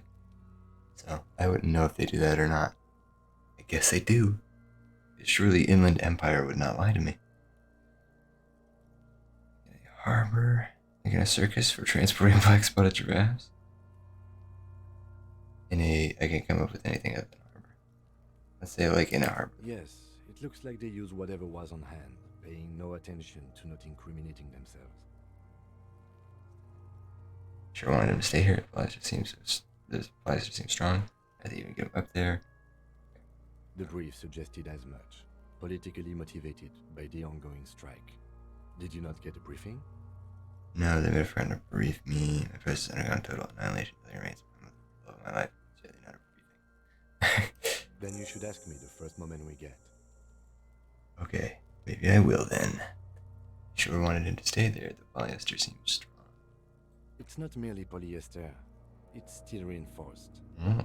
See these lines? This is where the wires run. I see rabbits for more than 20 strands. Rabbits. You guys know what rabbits are? Rabbits with an E rather than an I? I do not. With context clues, I'm guessing it has something to do with threads, but... This makes getting him down much more... Channel or groove? Okay, cool. Thank you. How did they even get him up there? A noose is one of those things that's easier to use one way around. Points to the buckle, tying the belt to the branch above. I think they lassoed the branch, then pulled on the belt. Buckle closes. It's what I would do. Seems easier than climbing up there. Okay. So then... Okay.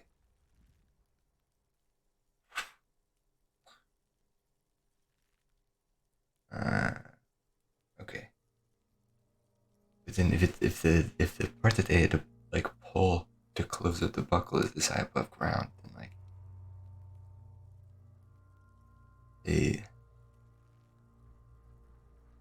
I mean, at least they didn't have to climb up here to like carry his body all the way up there, but they would have had to climb up here to like tighten it. I don't know. This isn't terribly important. The cadaver hangs compared to cargo belt, limbs limp, relatively speaking. Also covered in tattoos. Inspected tattoos. An intricate web of blue lines stretches across the torso, from the right shoulder to the solar plexus. Each time they intersect, a small white star is formed in their crossing. Hundreds of fading asterisks riddle his skin. Their concentration is highest around his heart.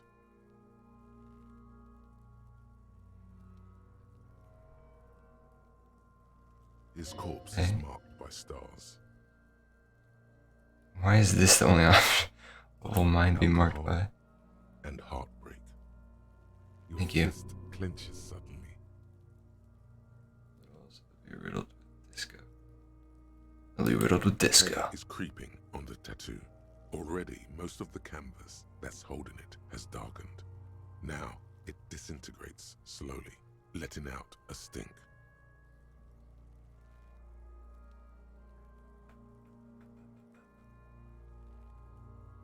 Map of the night sky. Well, if there's a larger concentration of it by his chest, then my assumption would be that it's not the night sky. I'm not totally sure what a microelectronic system is. I have only a cursive knowledge of the science of cybernetics. I would not know if it were. But it's not quite complex enough, is it? Missing I agree. Oh, sudden ring fills the air. Lieutenant pulls down the zipper of his orange jacket. He takes a thin piece of milled aluminium from his coat pocket and pulls it open. Sounds like a sword being unsheathed. A small lens appears. Some sort of camera. What's it? A Trigger Sunshine. Mini. Oh, of course, a True Red Sunshine Mini. You know? What the fuck is that? He just said it's a True Red An Sunshine instant Mini. color camera. Two metal capped ampoules and clicks them into place inside the apparatus and slot shines. This is the first time he openly acknowledges the kid's existence. I have only 2 ampoules, so nobody move. I don't want to waste one. Points the camera at the corpse, being it. He's adjusting then. A sound, a shrill flash, followed by the breaking of a small ampoule of glass. You see streams of color pour onto the thick, glossy piece of paper, rolling out.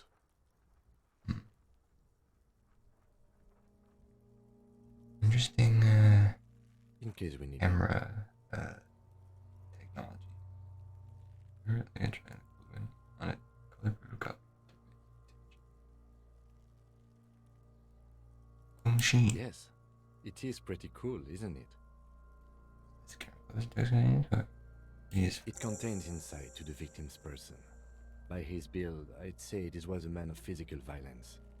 The story he wanted his body to tell was important to him. It is his letter to us. Someone should decipher it. We'll need to show it around. Can I have it? I should look at it later without the corpse. Sure. Just don't lose it. Piece of rolled up photo paper. It's no larger than a pack of cigarettes. The glossy-eyed corpse looks by, his mouth mute and his skin as colorful as the chemical rainbow on the photo paper, teeming with opportunistic organisms. Okay. You've acquired an interactable item. Investigate this item further by going to the Interact tab in your inventory. Cool, let's do that. That's not inventory, whoopsie. Oh, I can't look at that right now. Okay. Look him in the eye. His eyes are milky white and blind to the world, protruding comically from their sockets. Comically? There's no hope, Okay. just subaquatic terrors there. Dark brown hair grows on his head. His face is ready to explode from the organic processes inside. The death's head grin has passed. What remains is an unrecognizable mess. Underneath the curdled meat there is an expression. Curdled Carried meat, on his alright. features, but below, inside, an expression of pleasure. This man was experiencing joy at the moment of his death. Tell me, who are you, dead man? Let's talk to the dead guy. I'm gone. I can talk to dead people? This game is sick. What the fuck? This is awesome. Where are you gone? I can see you gone. Who are you? What is happening? I hate you. You're stinking, you're born. Why were you feeling pleasure when you died? No. I can see you're gone, but who are you? Joke. Look at me. You are now, but no. There's nothing funny about you. There's nothing funny about jokes either. Oh, I hate to disagree.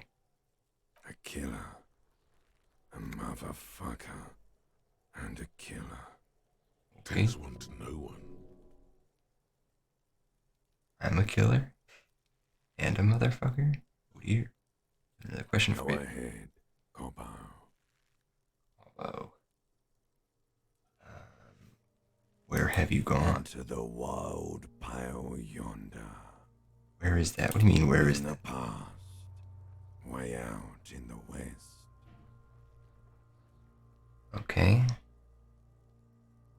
I would have thought that he was just talking about, like, the afterlife or heaven or something, but I guess that's in the west. What is happening? What do you mean? Talking to you. It's the power of your Black. You. imagination. Yeah, man! Don't be crazy! Inanimate objects and dead people can't really talk to you. Your wild imagination is doing this. Ask some more of those questions you love so much. He loves those. Why do I love questions so much? You're a cop Hopperoonie. Look at all of them go.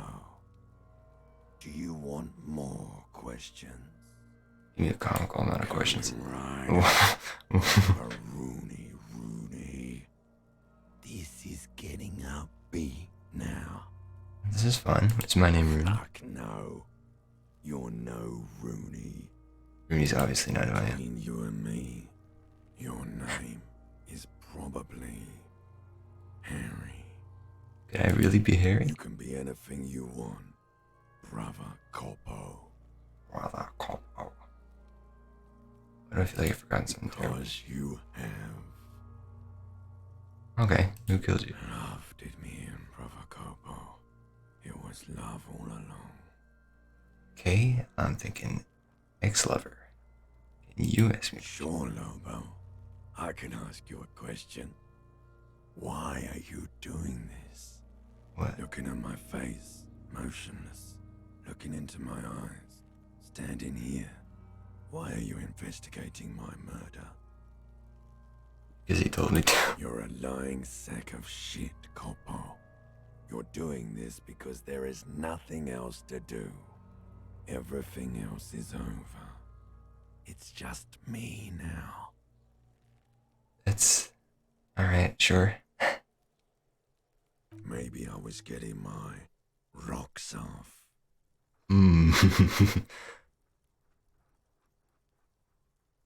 This is like a...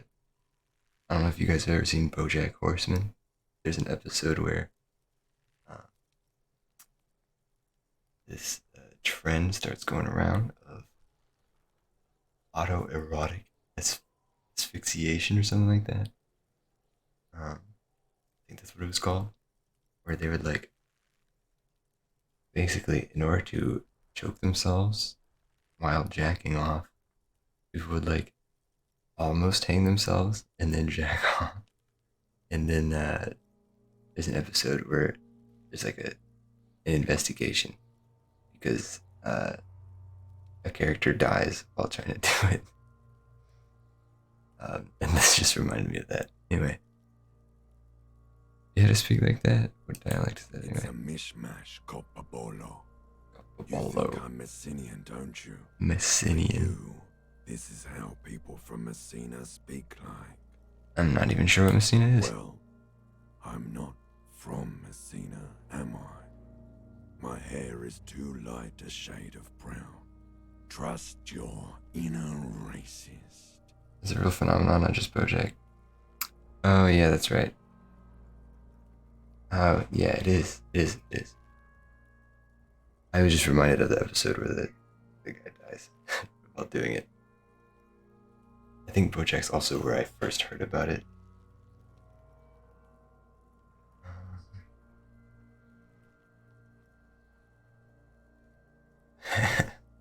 I always trust my inner racist. He shows me the score. Well, he seems to think I'm also a racist, since I have tattoos and a military body build.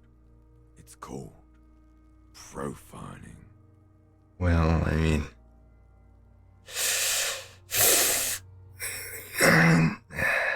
You're feeling arousal? Do I look like an erotic auto-asphyxiation type to you? There it is. There it is. It's exactly what, Wow, that's crazy. There's no I don't know option for some reason. I'm just gonna say yes. Captain Coppadromo, I fear we are drifting away, fixating on sexuality again. Let's go with a simpler question. I hate you. You're stinking your boy. Remind you of someone. Baby affected with harlequinism? Jesus. Deep sea creature. Myself in the bathroom mirror. I mean, couldn't see myself in the bathroom mirror. Or no, you could. I was smiling. You're not. You're far nastier than I was. You don't remind me of anything. Sure I do.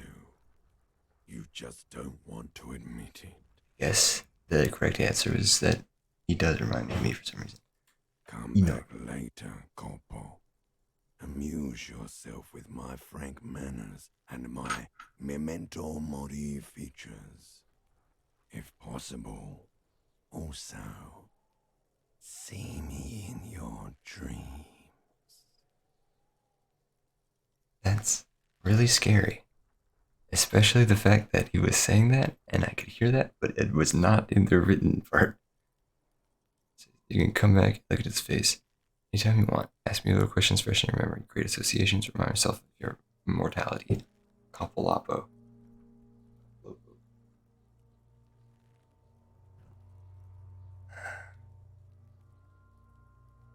Squint, take a step back. As you narrow your eyes, the monster before you blurs into a violent mess of green and pink. Observe. Only the lower extremities are pink with a dash of blue. His fatted hands, thighs, and his neck, just above the noose. The rest of the corpse appears dark green in the cold spring air. I'm squinting, Kim. Why am I doing it? I'll just stop. The cadaver slowly twists on the cargo belt, his torso covered in tattoos, and extremities blotched pink and blue. How do we get him down? Are you sure we finished the preliminary examination of the cadaver? We might miss some of these things once he's done. Let's have another look real quick. Slowly twists on the cargo belt. Of course. Oh, never mind. I got nothing. Come back later, Corpo. Amuse yourself with my frank manners and my memento mori features. If possible, also, see me in your dreams. Okay, I think earlier there was some kind of whoopsie daisy with the code where it played the audio for this and then but showed the text for the other answer. Examinations. The steel reinforced belt presents a unique challenge. I brought chain cutters, but I don't see a good angle of approach to the belt. The cadaver is a good 1.2 meters up. Neither one of us can reach the belt without assistance. And even if we do, there's the question of cutting it.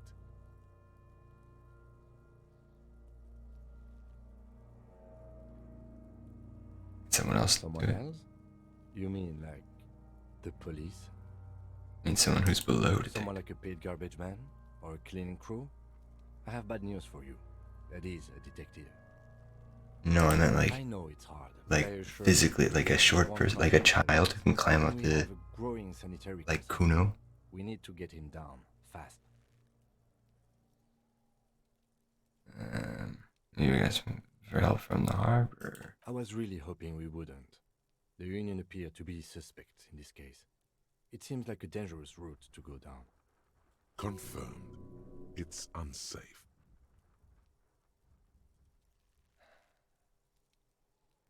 Consider other options But first. what other options? We The could corpse twists on the belt like chicken on a skewer. We could saw the branch. And saw the branch? Yes, either one of us could do it. We could use the kid's ladder on the side of the tree. I don't trust that ladder. The assailants didn't use it. It's rotten and less sturdy than it looks. And I don't see another good way up there. Honestly, I prefer a non-acrobatic solution to this. Why? Clown cops climb tree, fall down. Enraged cop assaults children after falling from tree. Cretin cop, they like that word, saws the branch he's sitting on, literally. Local children report corpse mutilation. Okay, I see. Fuck yeah, climb that shit, monkeys. Alright, buddy. See, you're only making them do those things less. See the future can not for news here, so it shouldn't be. You're right, there's too many.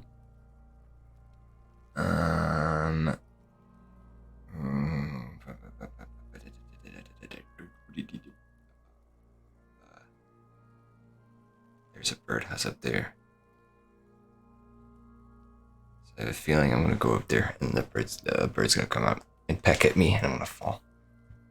Yes. Or maybe I'm just acrobatics as being paranoid and made that up. After we've tried everything normal. Okay. These have got to be the most fucking boring mulka parts I've ever seen. Alright, Kuno is. Shoot him down. That's a ridiculous idea. We just got to ask for people. They do have the tools and the men. And since it looks like they put him there...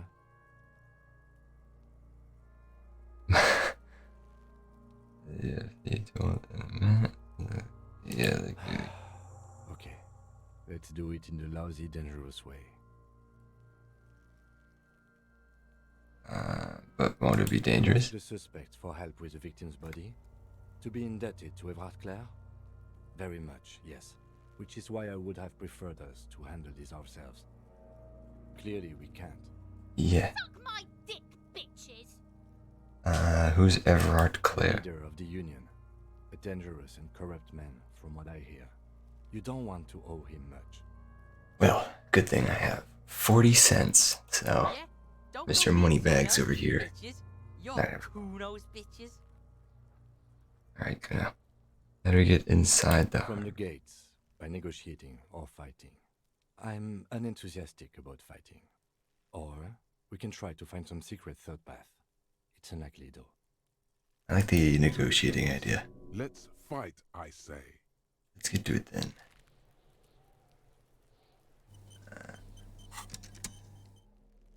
What was I? Oh, interact. And use the interact button in inventory to inspect the item.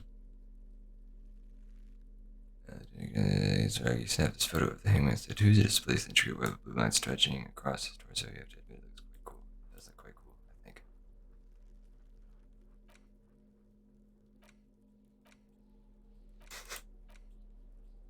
This should be moving.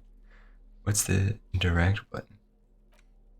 Okay, I guess I'm interacting with it currently. Oh no, there it is. Blue lines stretches across the torso of the hanged man, from the right shoulder to the solar plexus.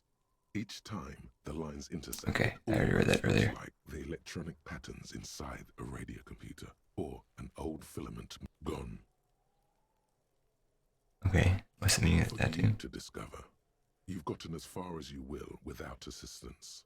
Okay. Someone close. Red interact, but oh yeah. Right now. Oh, someone close to, like, physically close to the victim? Like Kuno? Maybe?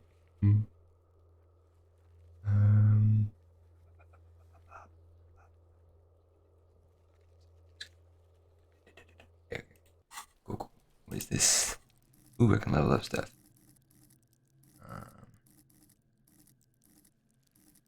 Let's see here. What do I want to... My intellect is in the shitter right now, so maybe something in intellect should be leveled up. Build raw intellectual power to reduce the world. Call upon all your knowledge, produce a fascinating trivia. Register persuasion, enjoy rigorous intellectual discourse. Well, if I'm about to negotiate potentially, then that might be the one to level up. Play the actor, lie and detect lies. Understand creativity, see art in the world. Research crime scenes, make laws of physics work for the law. That seems really useful, but I'm gonna focus on rhetoric right now. Cool. Accept changes in clothes. Right. What is this? There are several footprints in the mud, left by work boots. Anywhere from 6 to 12 pairs have walked here. 17. Of course, as soon as I've used my level up or something that's not visual calculus, that's visual calculus is then necessary. Heavy workers' boots with reinforced toes and hobnails all over the yard. Alright, let's make an attempt. See how it goes. Maybe more than 12. No. Alright. Pairs of boots have shuffled back and forth in the mud. Okay. I got a 12. Awesome. Sick. Alright, go over them one by one. Standard work boot. Steel reinforced toes. Number 46. Okay. 2. Standard work boot. Steel reinforced toes. Number 44. 3. Hobnailed work boot. Steel reinforced toes. Number 43. Okay. 4. Standard work boot. Number 45 or 46.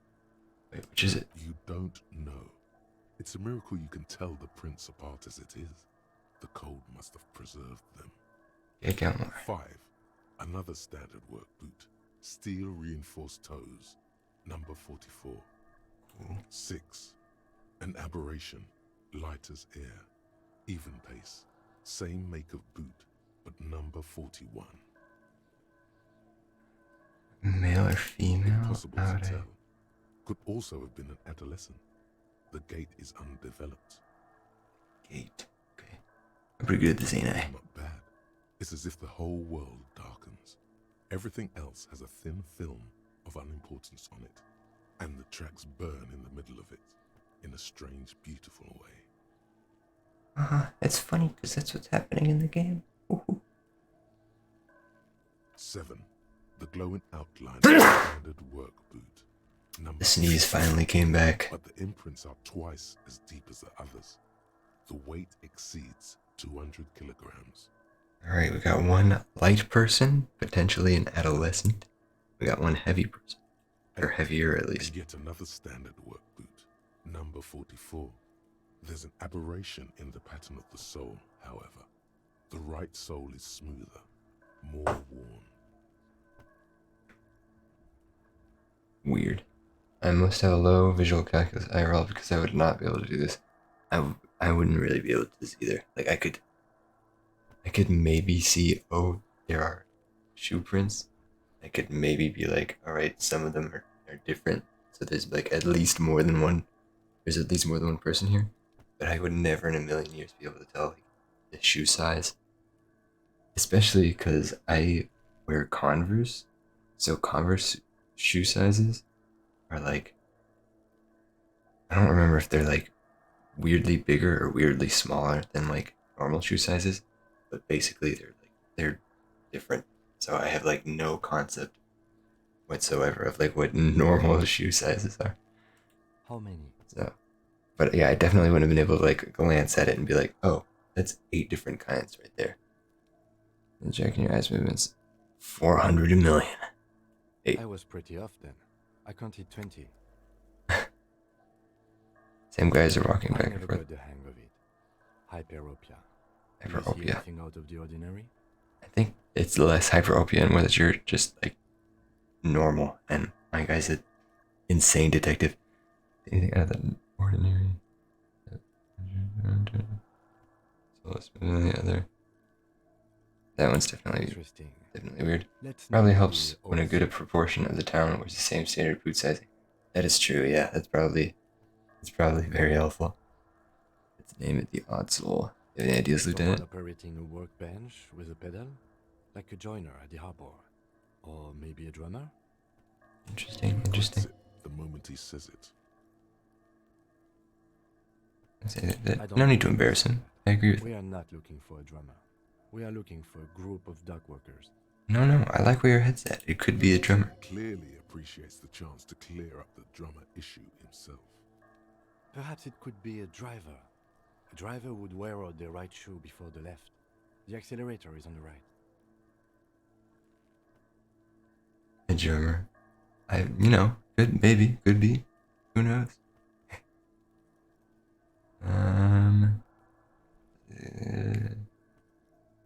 Nod thoughtfully. We should keep our eyes open around the traffic jam. See whether anyone strikes out as a potential suspect. Seems prudent, no? Yes, prudent. Mm-hmm. It's the information down his notebook that refers to tracks on mud. Light step number 41 shoe. Or a kid?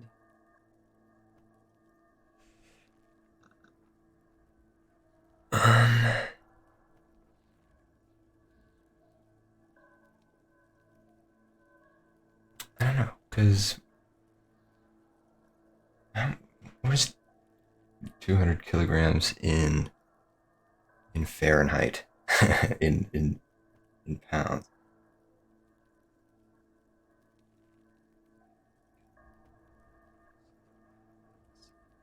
£440. Alright. What I was gonna say was 440. Yeah. 440 pounds. Big boy, for sure. So what I was thinking is, like, sure, theoretically, I guess like the average weight of women is lighter than the average weight of men, right? So you would maybe expect women's footprints to be shallower than men's footprints. But what if the other 7 people were all women? So you can't be like, well, this one's a woman because it's lighter, because maybe, maybe they were all women. So lighter than those footsteps, because it's relative. So I think it's safer to assume it's a kid. But then also I was like, all right, well, let's see what 200 kilograms is. And 440 seems like the kind of weight where it's like, it's not like, it's like that weight is so large that you can't be like, oh, that's definitely a dude. Because I feel like, there's like I feel like you look at shows like My 600-Pound Life or whatever, it's like an equal number of men and women. If that makes sense. I'm probably overthinking this. I'm just gonna click 3. Understood. I don't think you can be sure. Everyone 200 kilogram imprint. Could it be the combined weight of 2 people, one carrying the other who's tied up? Let's say a heavily built worker carrying a similarly built, soon-to-be-dead man. See, Kim, this is why we need you. Be right. 200 kilograms of living weight is unlikely.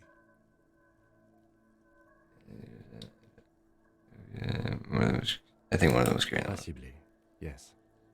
Combined weight, that makes sense. Yeah, that makes more sense.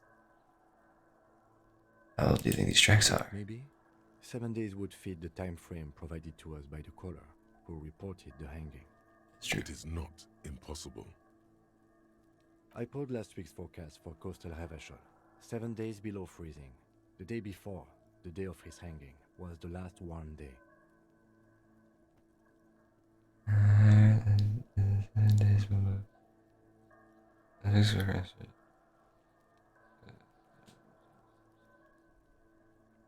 And the ice is what's keeping the footprints there. So if it was longer than a week, the prints would have disappeared. If it was less than a week, then it wouldn't be the ice keeping there. Correct again.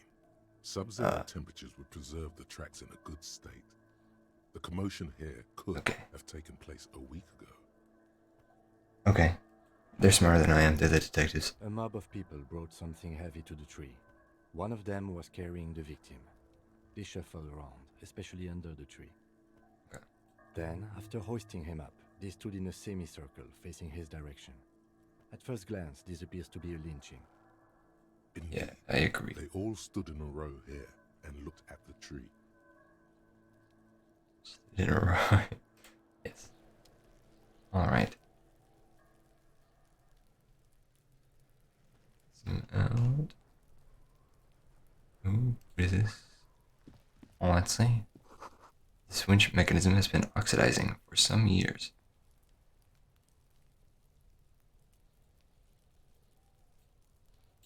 Okay, I have to wait for a way to look at these. Let's walk in here and then we'll talk to the kid. An inconspicuous pile of the roofing material, Eternite. What is this? It's nothing. Someone just left some roofing material slanted against an old shack. Ooh, very low odds here. Why am I looking at this pile of the roofing material? Because it's nice and orderly. Well-laid pallets. Easy on the eyes. Okay. No, there's more to this. You get this strange feeling. What feeling? Hard to say. It's gone now. Feelings pass, you see. Especially the small ones. Let's go positive perception to open this. Alright, fine. Maybe I will. Where did perception go? Can't level it up yet. Obviously, of course.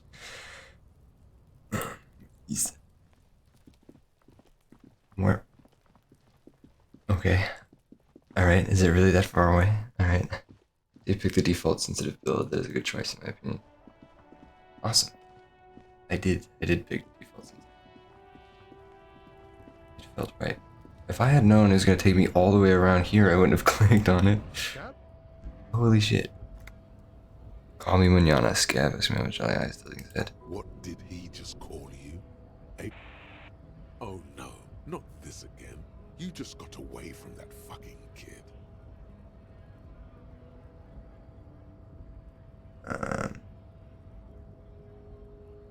Not a Scav, I'm a cop. Oh, Scav is like the replacement workers, right? Yeah. So, I'm not a Scav. Messing with you. No one's ever seen a cop scab. Imagine, you cops going on a strike, but then another cop comes in and says, "Let us cop for less money." Speaking of, what brings the RCM here, to the wild north? Come to see the strife?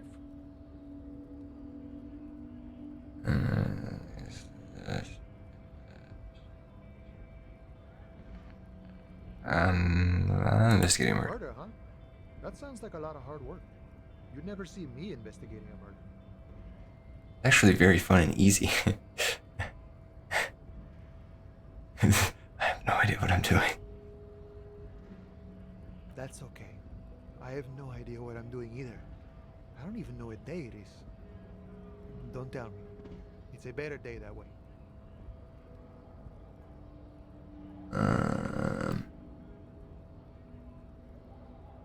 I'll get assistance on my way back. Where's the thing that I clicked on?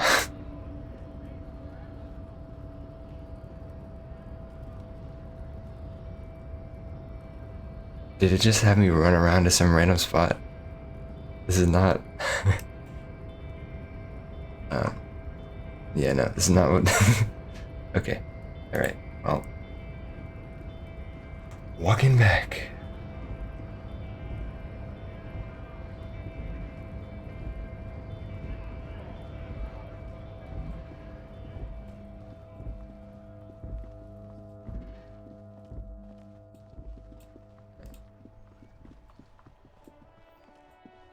Wait, whoa, what's this? What's this? Stop. What's this? There are balls inside, you could pick them up if you had a bag. I don't have a bag, and I don't think I want to pick up trash. Or take trash out of it. I want to go around the chains of the trash. Fuck does Kuno care? I need more empathy. Okay. I think the fact that I didn't beat him up shows I have some empathy. Right. Okay.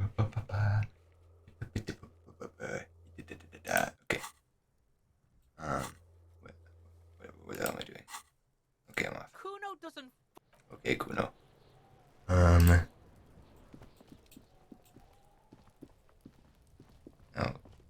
can I walk around this corner right here? Is that possible? No, it's not.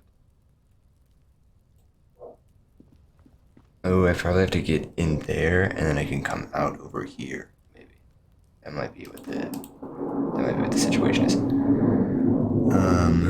Tell me about the case. Yes. What do you want to know? Literally anything about it. I can't remember a single thing. Ah, yes. The case brief you missed. Now I remember. Brief, yes. 3 days ago, the RCM emergencies desk received a report about a security guard. Thunder? No, it's a plane, I think. An anonymous caller said there was a dead body behind the Whirling in Rags hostel cafeteria. The cadaver had been there for 4 days. No one had come to investigate. There's an airport in my town or city. Belongings. The caller did not identify him, but used the word lynching. There is an ongoing labor dispute between the local dock workers and the logistics company Wild Pines. I was told we should approach the death as part of this dispute. The briefing say the victim was... Why didn't we know? Okay. A security guard or worker of some sort hired by Wild Pines. This was just hearsay from Martinez, of course. We need to find out the truth.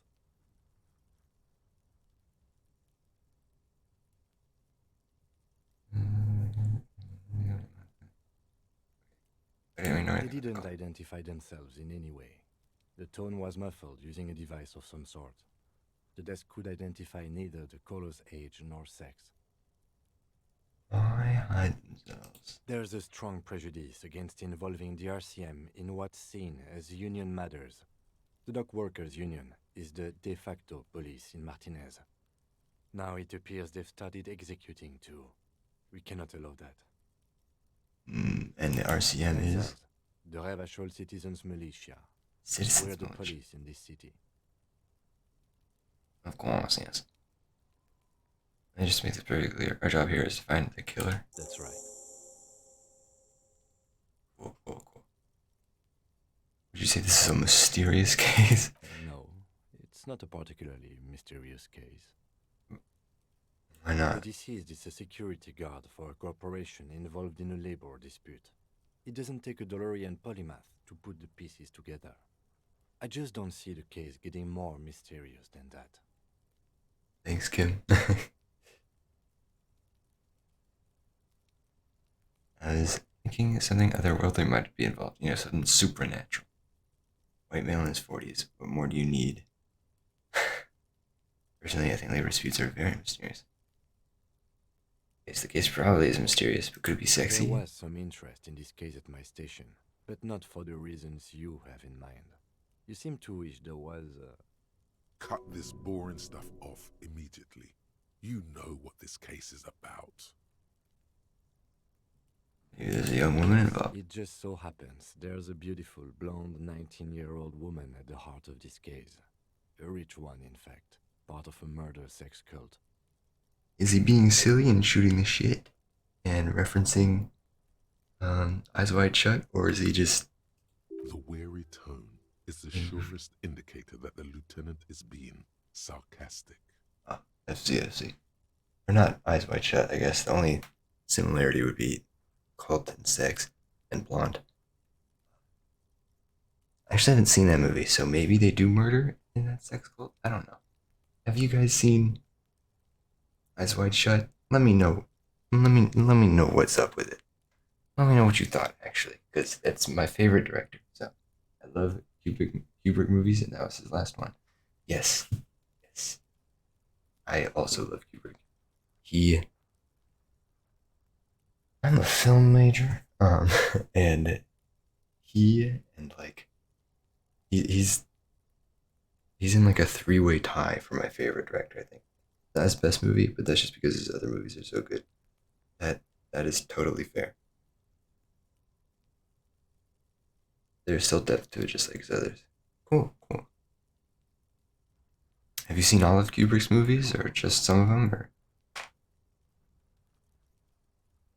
Weird. It have to be a cult. It can just be sex murder. It doesn't have to be a murder. It can just be sex.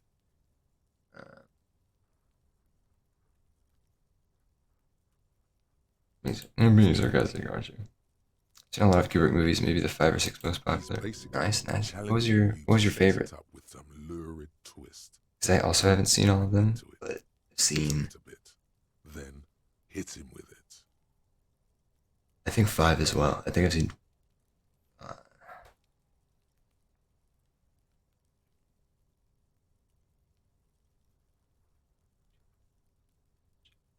Yeah, I've seen 5 of them as well. What was your favorite? 3-way tie for me: David Lynch, Hitchcock, and Kubrick. Nice. I like David Lynch as well. I haven't seen a ton of his stuff. I've seen Eraserhead, and I've seen What Did Jack Do, which is his short film. And I own Blue Velvet. I got it on Blu-ray for Christmas, and I just haven't gotten around to watching it yet. But I follow a Twitter account where every Friday they post the very beginning of his Friday weather report. Where he's like, today's January. It's Monday the 30th, so it's like today's January 27th, 2023, and if you can believe it, it's a Friday once again. And they just post that every Friday. So, David Lynch is awesome. Hitchcock, I've only seen one of his movies, North by Northwest, and I liked it. I'm not a huge fan of Hitchcock as a person, but that's, you know, not terribly important. My top three, or my three-way tie, is probably Stanley Kubrick, Edward Yang, and Yorgos Lanthimos. You do analysis of The Shining got me to film analysis, but I love Full Metal Jacket. Full Metal Jacket is really good. That is the best war movie, or Apocalypse Now, and of course 2001: Clockwork Orange. Also love Barry Lyndon. I also got Barry Lyndon on Blu-ray, but um, I haven't gotten around to watching it yet. But I got that for Christmas as well. Full Metal Jacket, I feel like it's super underrated, because it's like similar to what you said about like Eyes Wide Shut, where like it's probably not it's not the best Kubrick movie. I think it places pretty high up in the ranks personally, but it's like Full Metal Jacket isn't his best movie, but it's like still a Kubrick movie, so it's still like fantastic. I agree. Full Metal Jacket is underrated, especially the second half. Everyone loves the first half of the boot camp.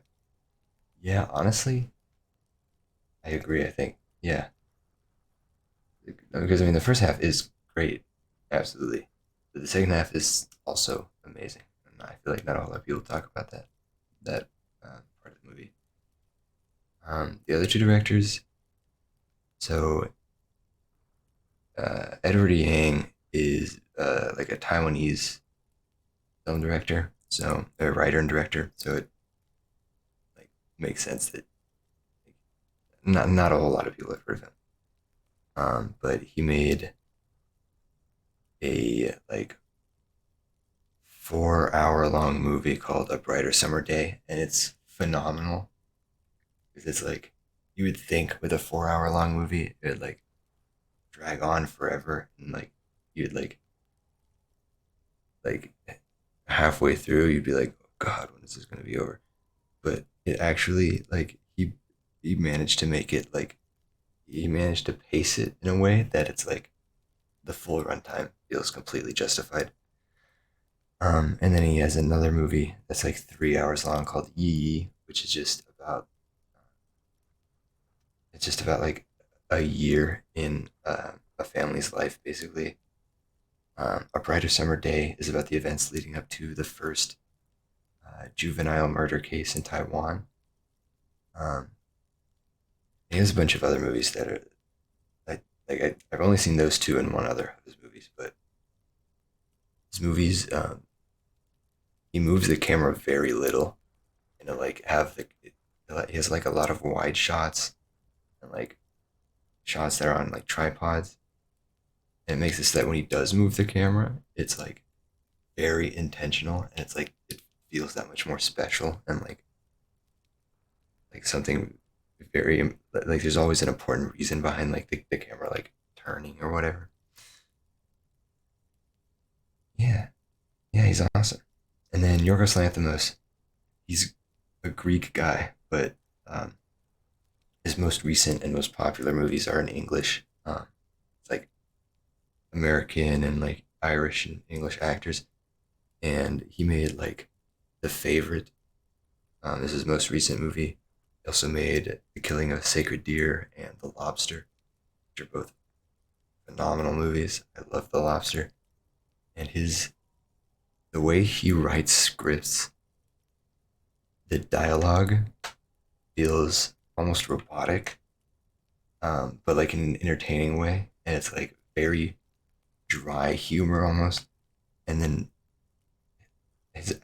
most of the actors in his movies, he didn't even tell them to do this, but a lot of the actors in his movies, um, like they speak almost like robotically, and it just makes it really funny. It's probably not for everyone, but I think it's really funny. And he also like does a lot of like using classical music in like action shots, which if I remember correctly, Kubrick also does, um, especially in Clockwork Orange. So that's really interesting, and he also does a very wide camera lenses and like camera angles and stuff, um, similar to Edward Yang. So those are awesome awesome directors. Highly recommend you check them out, especially like just The Lobster. The Lobster by directed by Yorgos Lanthimos. It's outstanding, and it's not a 4-hour commitment like the other directors.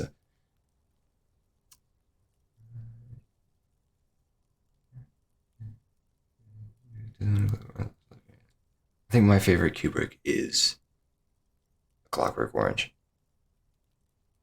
Yep, that's it. That's how you spell it and everything. Sick. I guess it's very phonetic, so not terribly difficult to spell, but cool. Illuminati. Orange. Nice. Basically challenging you to sex it up with some lurid. I wasn't paying attention when when the voice actor said it, and I didn't read it until now. Get right into it, sit on it a bit, and hit him with it. Okay. Different precincts were around the same case. I'm afraid you and I are pawns in a pissing competition. His disdain is clear. This man would not use such an expression otherwise. I see. You don't know? I assumed you were in on it. You know what I'm in on? Retrograde amnesia. Still than an imbecilic cop-off. Cop-on? It's just stupidity. What kind of stupidity? Cop kind. Our precincts can't decide if Martinez is part of Jamrock or the Industrial Harbor. Yours or mine, as if we somehow own parts of the city. Typical street gang mentality. So we've let the Union make a mockery of law enforcement here. And now it's come to its natural conclusion. This is a struggler who runs Martinez. Sort of. It's less a matter of who gets to police Martinez than who has to. It's an orphan district, in other words. I think the dispatch desk just told both our stations about the hanging. There was quite the brouhaha at the 57th. Brouhaha. Time to settle it, they said. Cop off. But I assure you, I am not their finest or toughest with 102 cases solved. What I am is least interested in a pissing competition. So, you volunteered to represent the 57th, but not out of competitiveness. On the contrary. You volunteered to spell it without news. Not me, that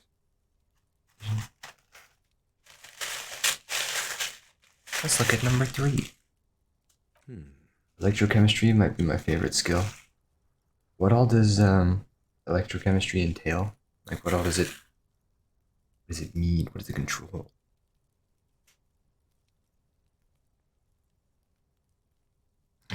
You make the best move.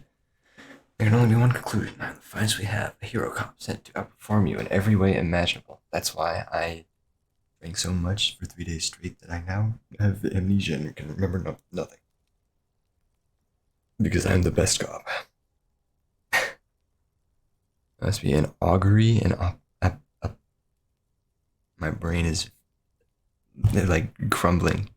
It's turning to dust right now. There can only be one conclusion. I already read that. I must be an augury, an apocalyptic omen sent by my people. You guys, my message. Don't be scared, but I think I might have supernatural abilities. Probably have an unbelievable kill count. I'm gonna leave why I was sent unspecified. I might have supernatural. He opens one hand and looks at it. Which school do you subscribe to? Mambo or Jambo? He's funny. I like him. It always wants you to do drugs and alcohol. Oh, okay. Nice.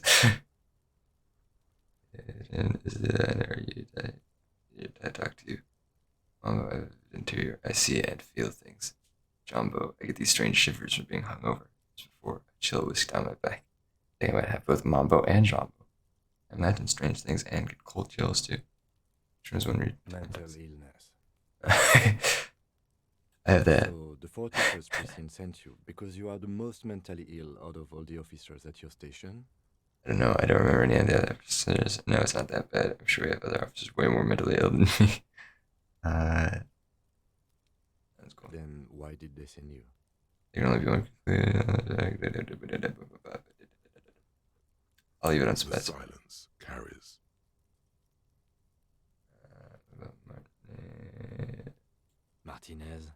Nothing. It's just You can get a little bottle that blurb floats about on each the aspect if you click on them no on one the 6 cares rectangles about this tab. place. They care about sports.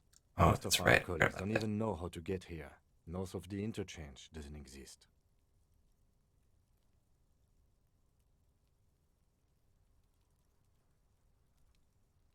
A tremble comes over you. Another after effect of ethanol poisoning, perhaps. Feels like leaves do when they rustle in the breeze, somewhere far away, below the turbine. The 41st and the 57th. The lieutenant was right. It's not about who gets what's north. It's about who doesn't. So you volunteered to spoil it. I'm an unrepentant spoil sport. The lieutenant appears pleased with this. Enough of the competition. Yes, it's a wholly pointless matter. Forget I ever... Secret test complete the pissing match. Alright. He's actually glad it's addressed now. Okay, tell about the case again. Why did the 41st send me? Convince Kim there's a sexy, dark mystery twist in the case. Are the odds even? Very low, 3% for formidable. I think you should know that I can't remember anything. You should be following me. Of course he's following me, he's added to my party. Silly cop never played a video game before. You should know that I can't remember anything. He just arches his brow. I feel like I must repeat this. I don't remember anything. There was heavy drinking Have you involved. tried concentrating on something other than your personal affairs? Damn, okay, Kim. There is a sudden, All harsh right. edge to his voice, like he's tired of hearing about your personal affairs.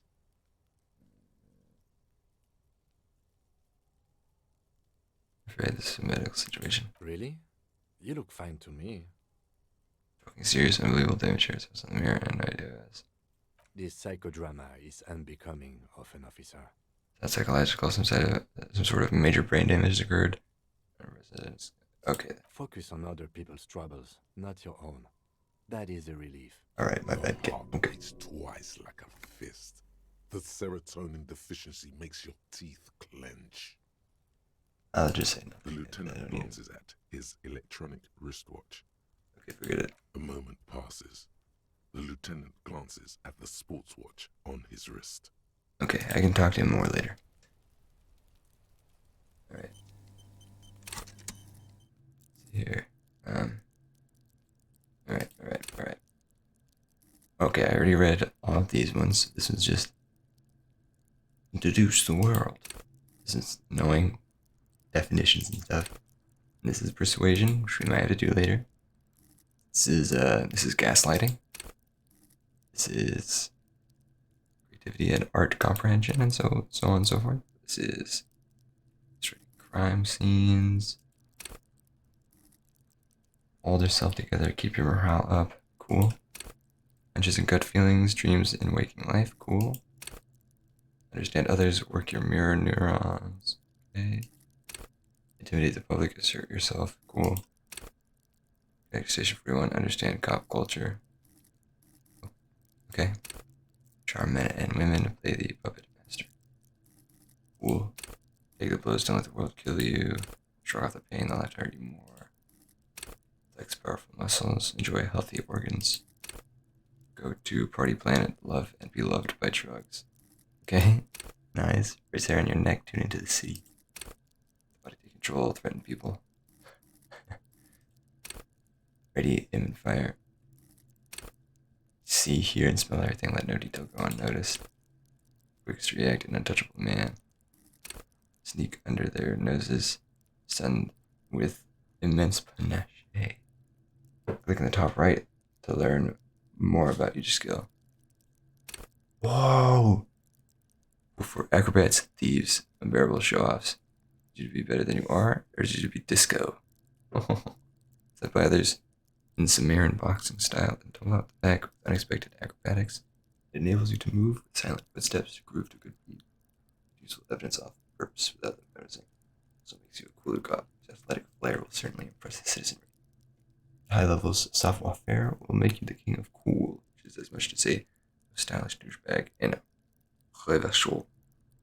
Nobody will see you until you're ready to be seen, and then full treatment. If they want it or not. This is like being sneaky, but also being cool looking, being charismatic. I have none of it. This is my worst skill at the moment. Because apparently my outfit is just completely dripless. Just painfully undrippy. At low levels, however, you'll be a bumbling, feckless cop, unable to catch a pair of keys thrown by your partner without losing an eye. Hopefully he doesn't toss any keys to me. Master machines, picklocks, and pockets. Ooh. Composure, straight back, keep your poker face. Okay, alright. Interesting. And let's see what I want to do right now.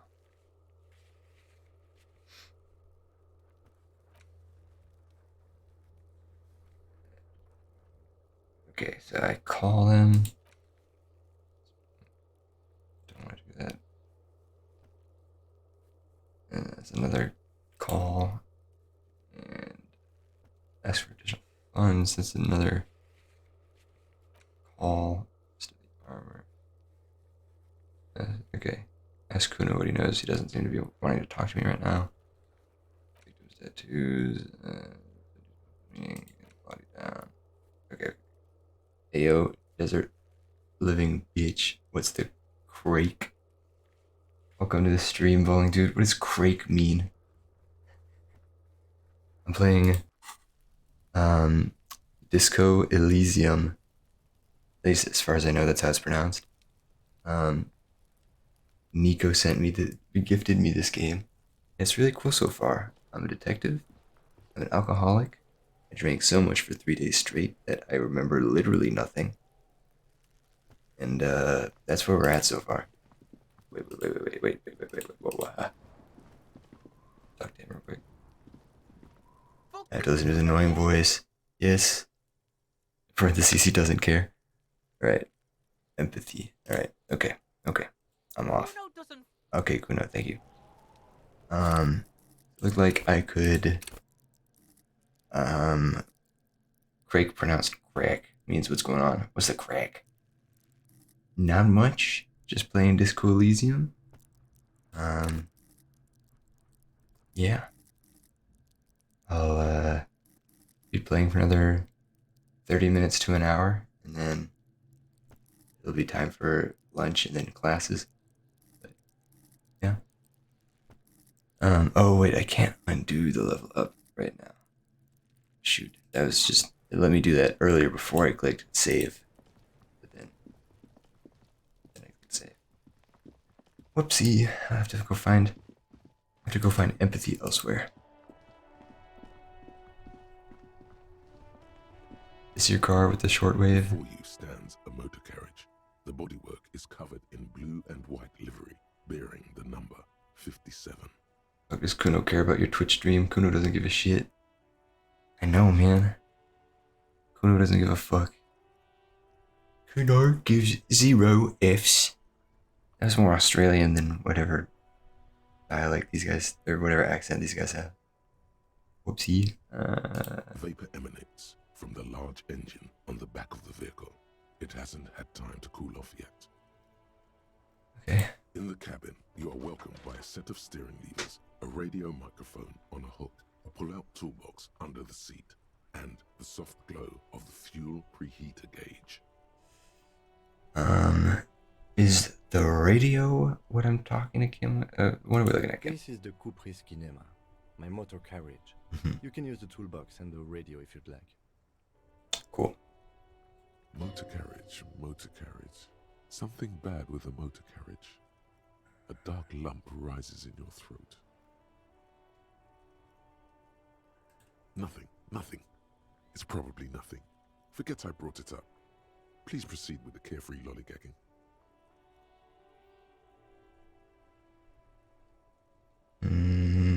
I know what a motor carriage is. Clearly, since the thing right before it is asking if we can turn it on and drive. So I know that motor carriage is for driving. Well, placement. I see have such cool motor carriages. It doesn't really matter. Pick up the radio. The frequency tableau lights up, and the green button labeled Prime Line glows like a feline eye. And then you hear something. The soft purr of electrical kittens, Radio waves cast far and wide over the metropolis. A woman's voice greets you through the static. Is it like a music radio or a like walkie-talkie radio? This is Precinct 57. Walkie-talkie radio. Let's go. How may I assist you? Hello, Alice. Please assist our colleague from the 41st precinct here. I'm putting him on. Hi, Alice. This is Officer from the 41st precinct. Alice Demetri, Precinct 57. How may I assist you?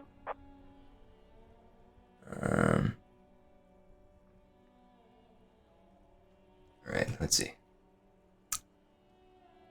I'll go in order when I get back from the bathroom. I'm going to be right back. Where's the... Here we go. I'll be right back. In like 1 minute tops.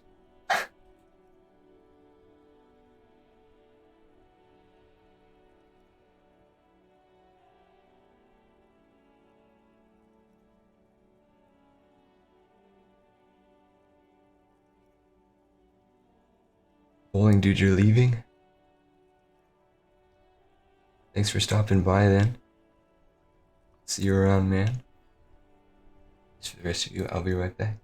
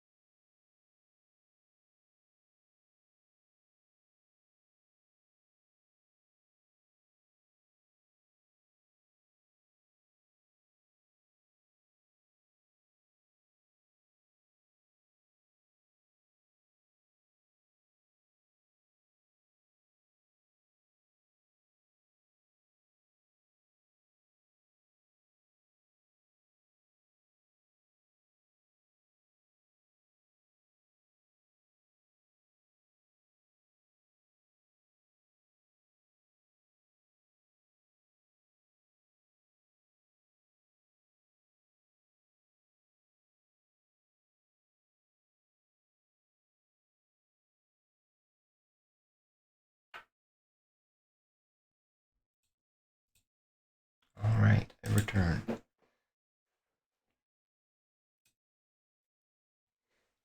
This is Officer Alice Dimitri. Precinct 57, how may I assist you? Could you connect me to the 41st precinct? I have something I need to report. Just a second, officer. Put you on hold. My headphones died. My earbuds.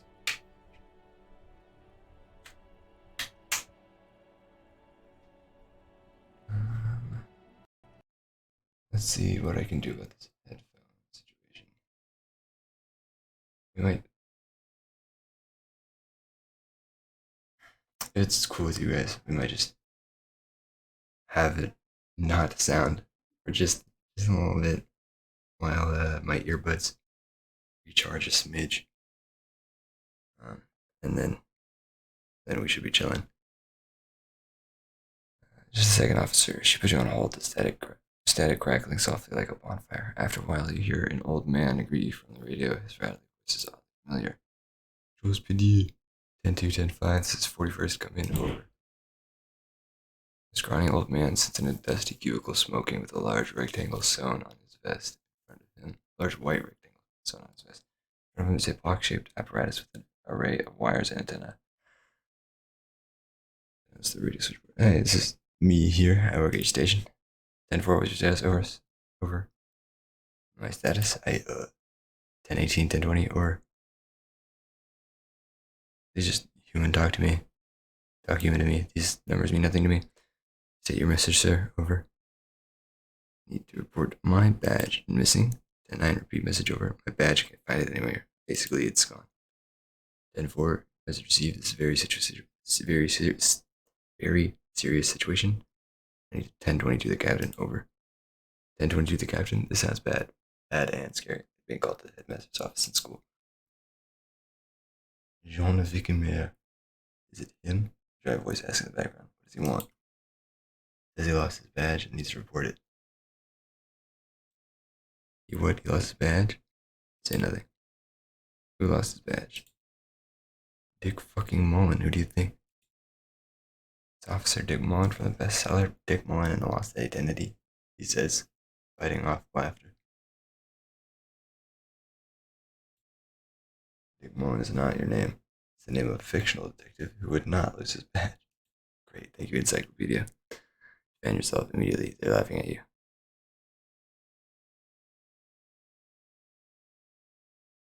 Can we just move on? I want to get it reported and be done with it. And before I hear you, officer, I'm just going to make a note here that you are in pursuit of your misplaced badge. Over. Fuck me, Mac, come here. You've got to hear this. Dick Mullen lost his badge. What's going on? Super cop here lost his badge. He lost his what now? His badge. He lost his goddamn fucking badge. And this now, I have another thing. I have other things to discuss. 10-9. Come again. I didn't get that over. The animated conversation in the back is making it difficult for me to hear you. Invites even your captain sober. Ask him to speaker gas for air. Ask him if he lost his gun too. Roars with laughter. Sergeant Torson wants to know if you lost your gun too, or check your holy fuck. You know where it is, dude. Guys, I don't have my gun. That's gone. It's not fucking on you. Don't sweat it. Rotten. You don't need a gun to have fun. We can still have fun. It's not all over. 10-9, come in, officer. Did you get my question? Wondering about your gun. Over. You didn't lose your. Say nothing. 10-1, you're bringing up 10-9. Repeat, please. Over. Of course I failed. Even before you get the words out, everything gets scrambled in your brain. No, of course I didn't lose my fun. Gun. Fuck it. I didn't lose my gun. He didn't lose his gun or his fun, whatever that means. I can describe it. His gun, not his fun. Just the gun will do. Satellite Officer McLean, request a description of your weapon. Over. What can you need a gun for? Look at the pythons on your arms. You are a gun, the biggest one in the world.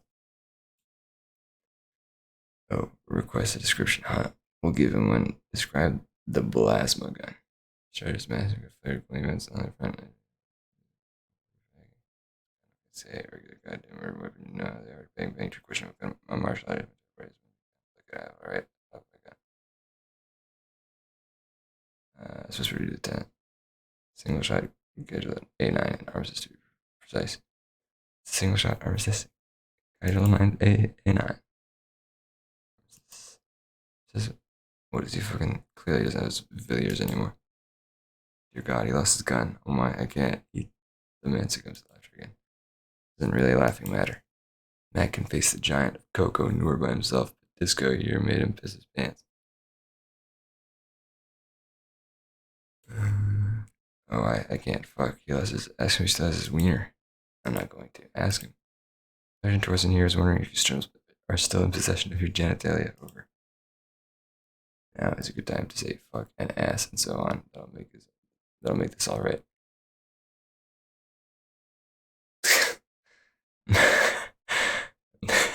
His mom is after I fucked her ass all night. Tell him that. That's a negative. I'm not gonna say that over.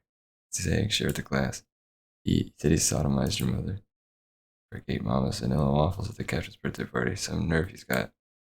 Sure, vanilla waffles are the only thing he ate. Jesus. Shut up, Chester. Shut up, Chester. This isn't funny. It's my mom we're talking about.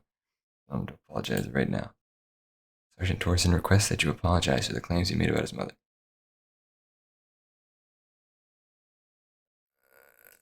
Whatever. He says he's sorry, need to mean anything, but we could tell him to find his goddamn badge and gun. That's the only thing that matters here. The light officer. Heard him and I'm on it. Alright, affirmative. Is in pursuit of his firearm. I'm in dire need of financial assistance. 10-4, I hear you. I don't have the authority to grant your request, but what does he want now? He's asking for money. Is he fucking kidding? I don't think he is. Give that asshole anything, he's just gonna drink it all. I already drank it, that's the problem. Alright, the operator turns back to you. That's a negative on the additional funds, sir. Over.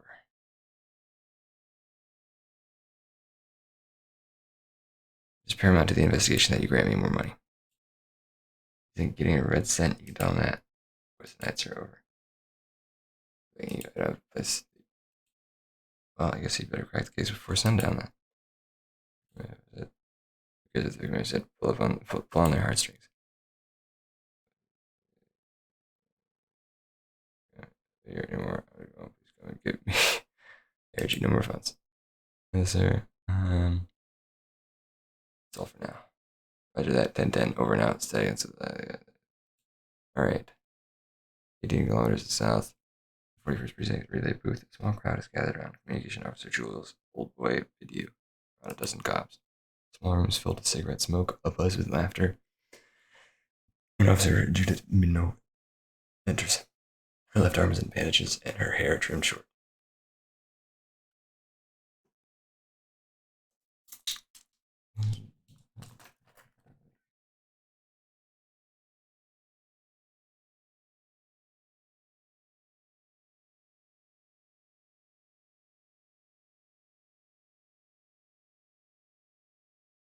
Nice. Apparently Panda Express has a mascot. That's interesting. Alright. What's going on here? Did something happen? She asks, startled. Jean-Vic Maire returns to her and says, I dropped my phone.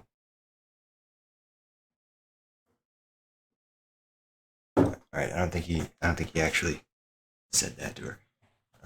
Here's what he actually says. What happened here is my partner made contact. It's not good. Lost his badge and his firearm. He seemed confused, delirious even. He stops to think.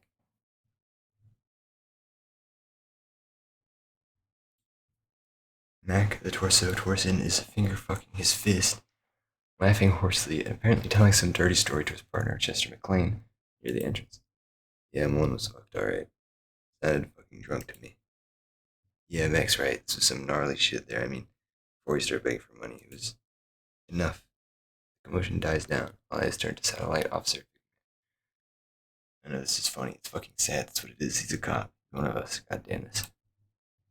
We must help him. Minot looks down at her neatly polished black shoes. There's a quiet firmness to her voice when she speaks. Yeah? How do you fucking plan to do that, huh? Get him off the drink? Go jogging with him in the morning and get him 1 carrot juice? He's a lost man. I just know we can't give up on him when he's at his weakest. He wouldn't. The crowd in the room has started fidgeting uncomfortably. Someone's trying to slip out unnoticed. Mac, man the door. Mac, man the door. Gestures towards him to block the doorway, then turns to Minnow. You know what he told me? I don't want to get better. I want to get worse. Those are his words. He sighs heavily and turns to address the room. Digit does not leave this room. I don't order this to the captain or anyone else. I'll give him a couple days to pull this shit together.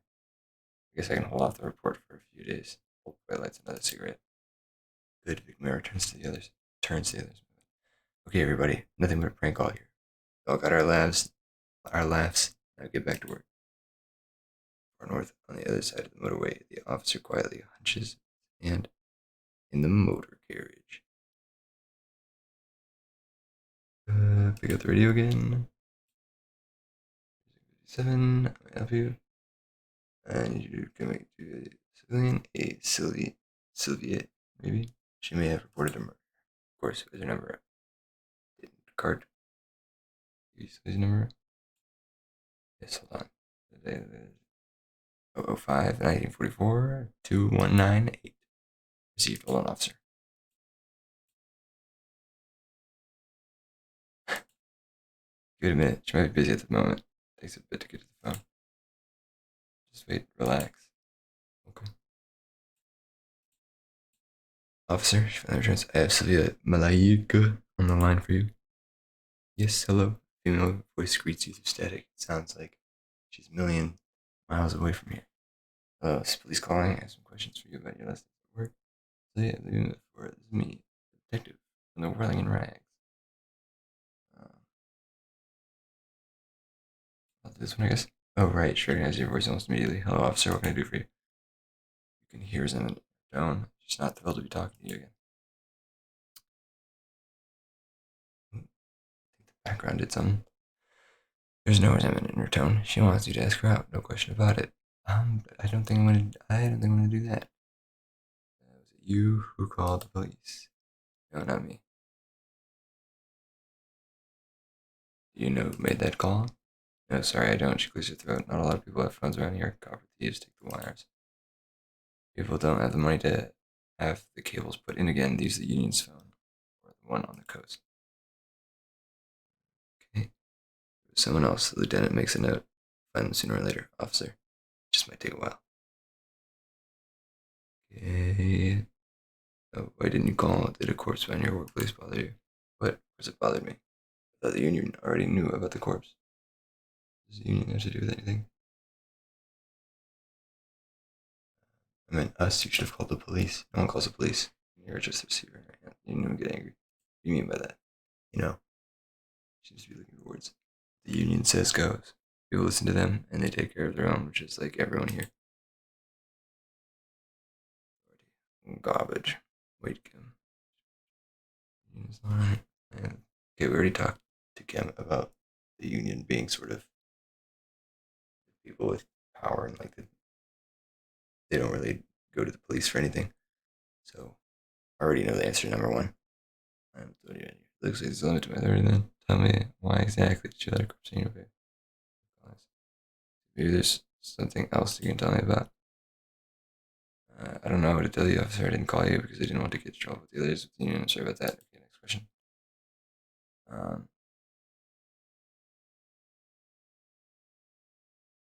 Why'd you quit your job at Whirling? You know, why did I leave the bar? You can hear her tense up on the outside. Honestly, I'm not really comfortable discussing it with you, sir. Why are you comfortable discussing it with me? Is that weird? Just say I left because I need to get away from someone. Alright, I won't push you on this. Maybe I should have, but I don't want to, like, make her not like me. You see my badge. Yes, I know who you are. You're a police officer. A lot. Wait, did you? Seen anywhere? Oh, no, I haven't. Sorry. Okay. The policemen have uniforms too, by the way. Where's yours?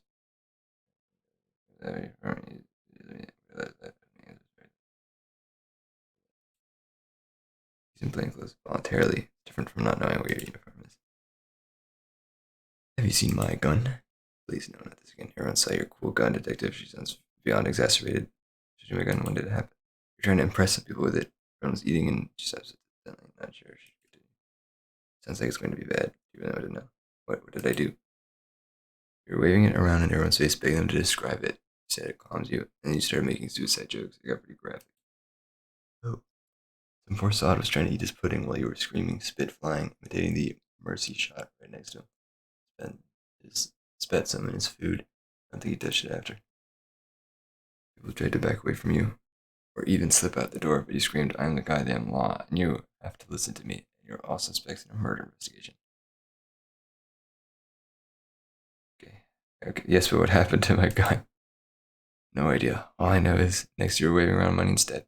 Say things like big bucks cannot lie, and guns can't buy money, but money can always buy guns. Okay. It almost looked like you pawned it, but believe me, I did not ask. Ooh, pawned the gun, uh-oh. See my policeman uniform. I saw you in a uniform, you had your things on, the disco things. Somewhere in a dank rental apartment, 2 police officers stand in the dark. Trash and liquor bottles cover the floor. Things are not good. One of the men, trying not to slip on old newspapers, makes his way to the window, pulls the curtains apart, roaches scatter as the light comes in. Goddamn, Officer Michael Elfboy, Michel Elfboy Williams speaks to himself.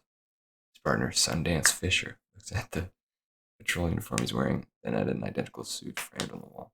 It's been covered in dust. Let's get the fuck out of here. James Williams hasn't been here in days. It's left in my house. What I'm hearing. I got everything I need. Thanks. So please don't call me again. Bye. Should hang up. Wait, why did you? Yay. Yes. You have obviously done something to upset her at the Whirling in Rags when she was still working. Before you go, you're mad at me, right? Tell me what did I do? I can't remember anything. I'm mad. It's just static size again. You're so drunk and so emotional all the time. And then the squaw thing happened. Which made me want to quit. What's squaw thing? Stuffed bird. The great squaw. You threw it against the wall, screaming like that bird, laughing like a maniac.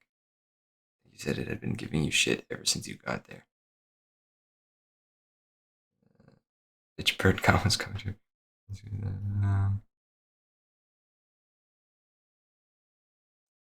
Why do I end up screwing things up? Pretty bird. There since I started working in the whirling. Really liked her. We called her Scotty. This genuine sadness in her voice. So you tell me that I was the one that made you quit. Yes, obviously, you're the worst client I've ever seen. I have so many assholes in this place. I've seen so many in this place. I've had sailors fighting, union guys grabbing my ass, kids stealing booze.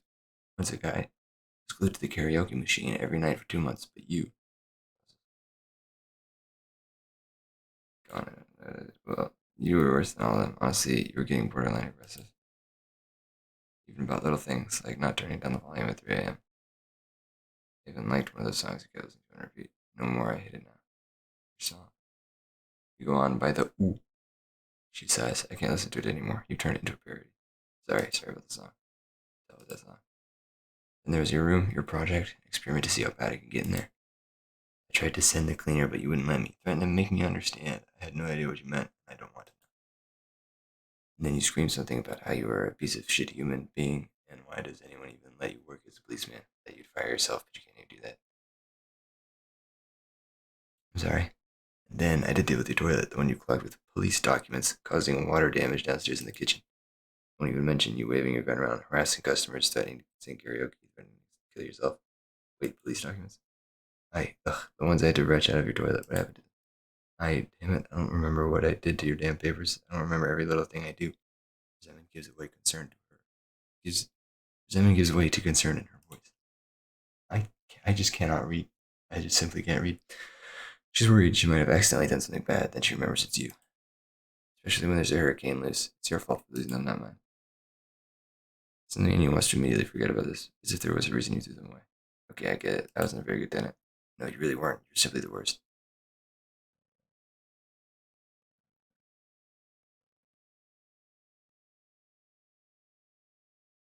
Truly sorry for everything. God, I knew I shouldn't have brought it up. Just try not to call me again. Pretend that never happened. That's what I sing besides the ooh. Right. Thank you for talking with me. Take care. You hear a sigh of relief on the other end of the radio. Wordless, the call breaks. Already familiar voice. Anything else I can help you with, officer? Let's see. Someone retrieve the collar despite liking it. Obviously, this might take some time. Okay.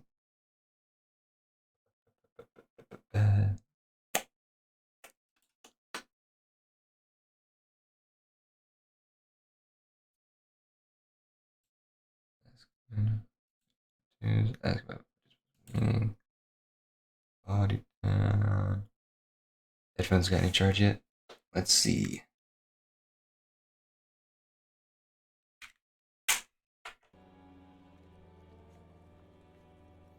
Yes.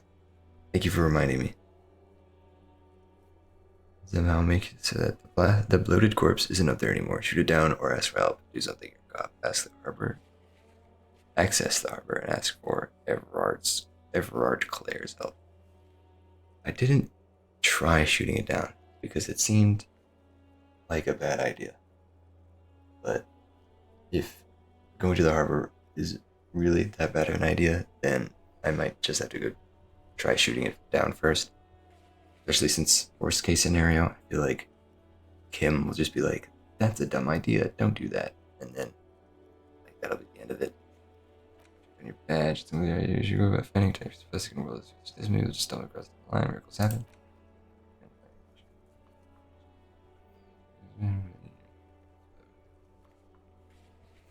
You with it before you best out the whirlings, absent bartender. So ask the local pawn shop. Okay, for sure gonna ask the pawn shop. Done with the radio for now. In the cabin, you see a set of steering levers, a radio on a hook, a pull-out toolbox, and the soft glow of the fuel preheater gauge.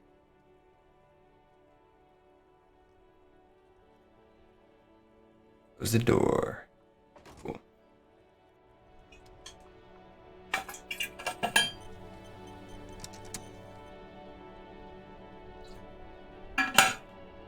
Okay.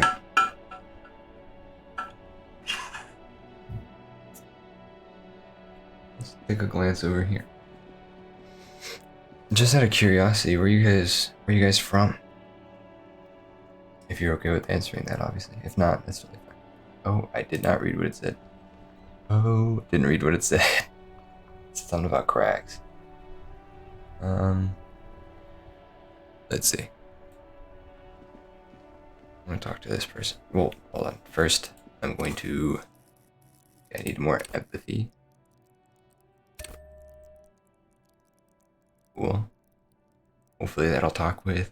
Hopefully that'll help with talking to Kuno. Australia, but please don't try to do an accent. Cool, and I won't.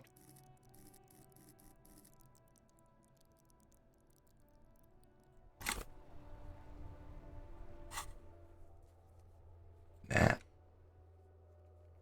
I don't have a copy of the city map available. Appreciate it anytime.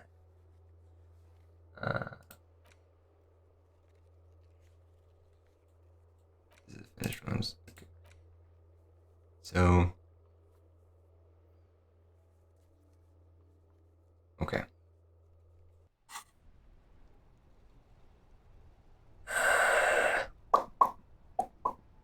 Let's talk to this lady. The RCM in Martinez. What can I help you with? I have some questions for you. What can I help you with?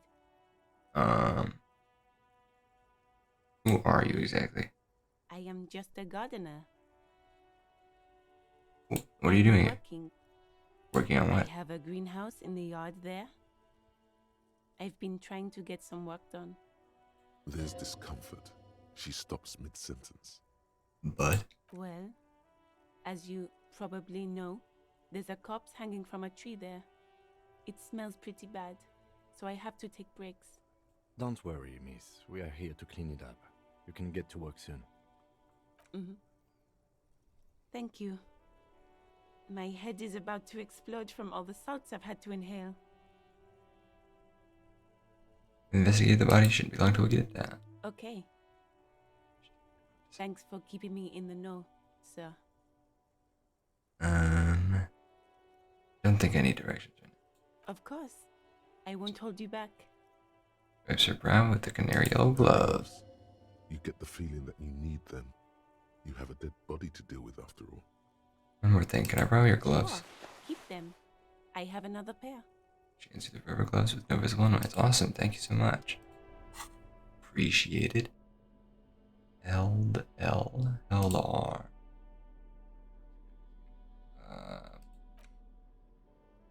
Thick gardening gloves and classic canary yellow. Maybe you should return.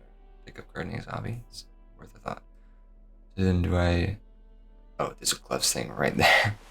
Cool, cool. And this is +1 interfacing. Interesting. Alright, back to Kuno.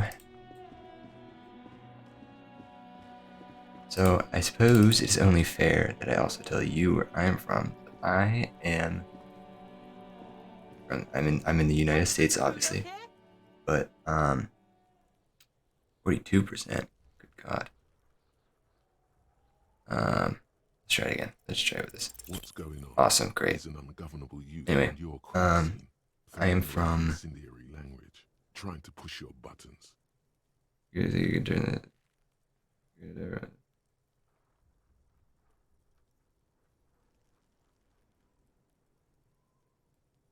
He definitely doesn't want to help us bust a murder.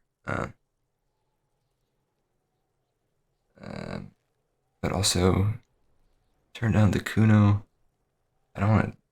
He seems, if I remember correctly from the last time I talked to him, it seemed like he would have responded better talking to him like he's an equal. Which makes sense. But so then maybe I guess number 3 would be the right one. Okay. All right. What are you? Fucking mentally handicapped? I had a feeling that was on the one, but then I was like, oh well. Almost made you a snitch now. Talk to him like an equal. Ease up, see? Kuno always takes the bullet over the hammer. You know, it's big boy style. Incredibly proud of himself. Okay, I'm off. Kuno doesn't. Okay, Kuno. I'm from Arizona, the state of Arizona. So, hence why Bowling Dude called me desert living bitch earlier. He's a friend of mine. Let's see. What do I want to do?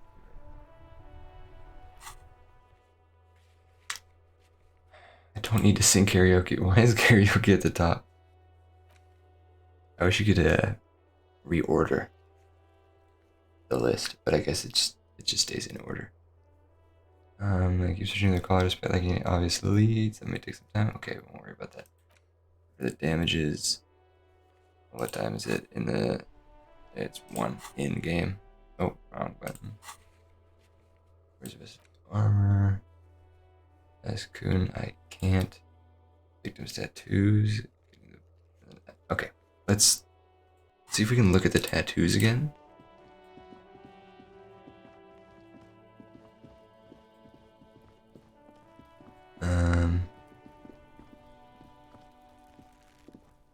The man before you is naked. An intricate web of blue lines. Tattoos. An intricate web of blue lines stretches across the torso. If you want to re-examine the tattoos, okay. The photo. Look at the photo. All right. Okay. All right. Yes. Interact. Clicky. An intricate web of blue lines stretches across the torso of the hanged man, from the right shoulder to the solar plexus. Each time the lines intersect, a small white star is formed in their crossing. Hundreds of fading asterisks riddle his skin. Their concentration is highest around his heart. It almost looks like the electronic patterns inside a radio computer or an old filament memory, but not quite. For you to discover, you've gotten as far as you will without assistance. Okay, great, but someone close to the victim might know. Gone. Gone. Great. All right. Close the victim. Where does he work again? For you is naked, but Who's the? Oh, okay. Wait. So the belt was skin is marbled with the thing that he's hanging. Veins and blotched by lividity. On his chest, a fading web of tattoos. The cargo belt used to hang him from the tree looks reinforced. The cargo belt is from that beer company. But they're probably not going to be close to him if they're the ones that killed him. The material appears to be ceramic. It's clean white, delicate and fragile. They feel alien to the world. They are armor, no boots. Technically speaking, these are ceramic plate. Zirconium dioxide, most likely. Under the heel. Fair weather. Fair weather model T500 VE. I'm guessing that's vitreous enamel. This is advanced stuff. The cadaver slowly twists on the cargo belt. His torso covered in tattoos and extremities. Of course. You have questions, don't you? The power of your... I'm a joke. Look at me. Were you when you were alive? A killer. Takes one to know one. Okay. Go ahead. Okay, so I don't... Back later, Corpo. Amuse yourself with my frank manners and my... Okay, so I don't know who is closest to him. So with the kid. Fuck, does Kuno care? Oh, nothing different. Nothing different. No. Fuck, does Kuno care?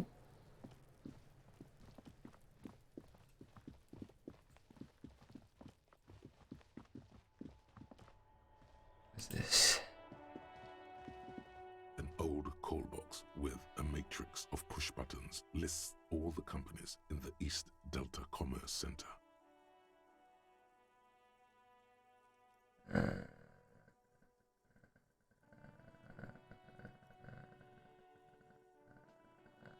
Okay, nothing that I know anything about quite yet.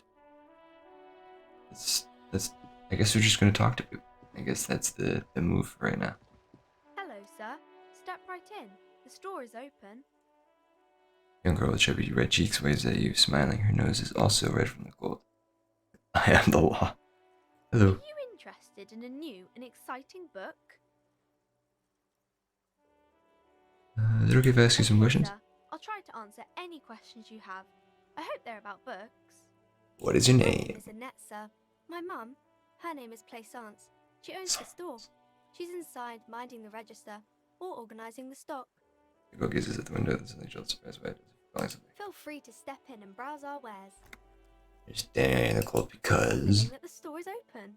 Otherwise, people might not know. They'd miss out on the crime, romance, and biographies of famous people. I see. A sudden gush of wind turns the pages of the books on the counters.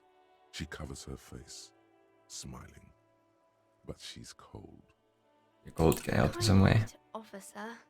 She doesn't know what else to say. What could you do to help her anyway? Such a good trooper you are. Already learning the value of hard work. Alright. You can help by brutally dismantling the free market. Oh, no, sir. I'm happy to help Mum by luring in customers. Besides, Alright. I have some hot juice in my vacuum bottle to keep warm.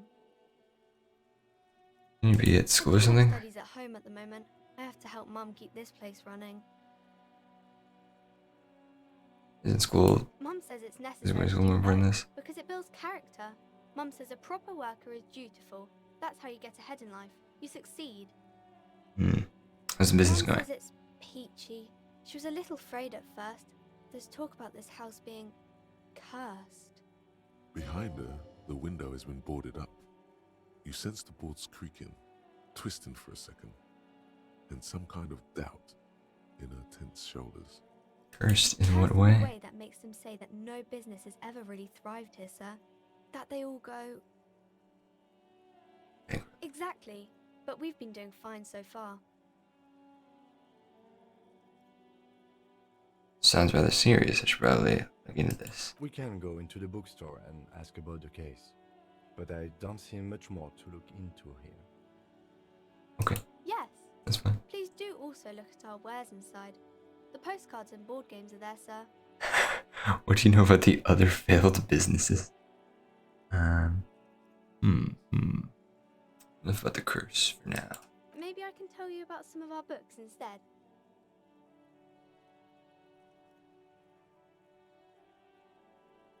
What is this? What is romance? Where are these?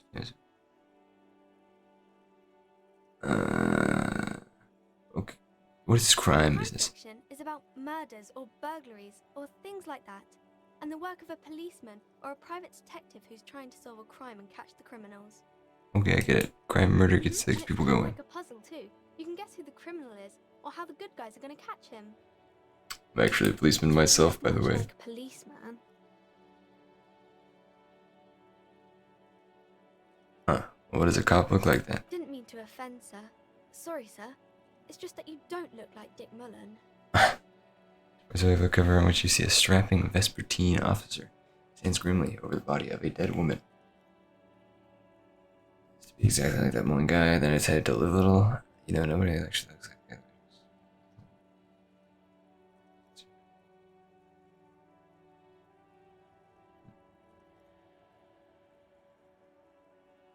Head? It's your noggin. It's your Nagarunio. Head, yes. No, it's your soul. Your blue soul. Okay. No, your resilience. Okay. Soul. That Mullen guy looks like a Hempel man. Who could respect the face? It's not even trying to quickly, like salt, grit, total disregard for present safety. You gotta take the pain. This Mullen guy looks like his mom. He ain't got no balls. I say soul. I'm not sure I understand. He's just gonna have the right stuff, an ingrained sense of the law. No one would follow a weakling like Mullen. If you say so, sir. He's just a fictional character. He's no match for your soul. Maybe you can show me some Darn right. real police work, sir. Like in the books. Okay, I'm going to deduce something now. The girl Let's keeps go. her hands folded, hidden. Why is that? Hey, why do you keep your hands What folded? do you mean, sir? She looks wary. She knows where this is going.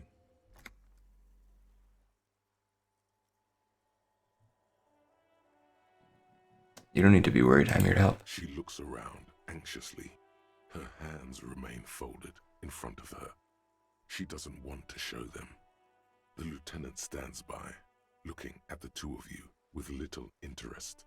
A facade of true professionalism.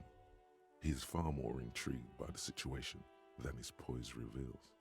It's okay. She brings out her reddened hands, her nails frayed, nearly chewed down to the flesh. You bite your nails. Me keeping my hands folded. She shoots you a suspicious glance. Yes. Well, that proves nothing. Anyone could do an easy deduction like that. Her eyes flash with defiance. She's not impressed. She actually is impressed. This is more like a defensive reflex. But I can figure out why a few reasons in mind. She nods, half provocative, half enthusiastic.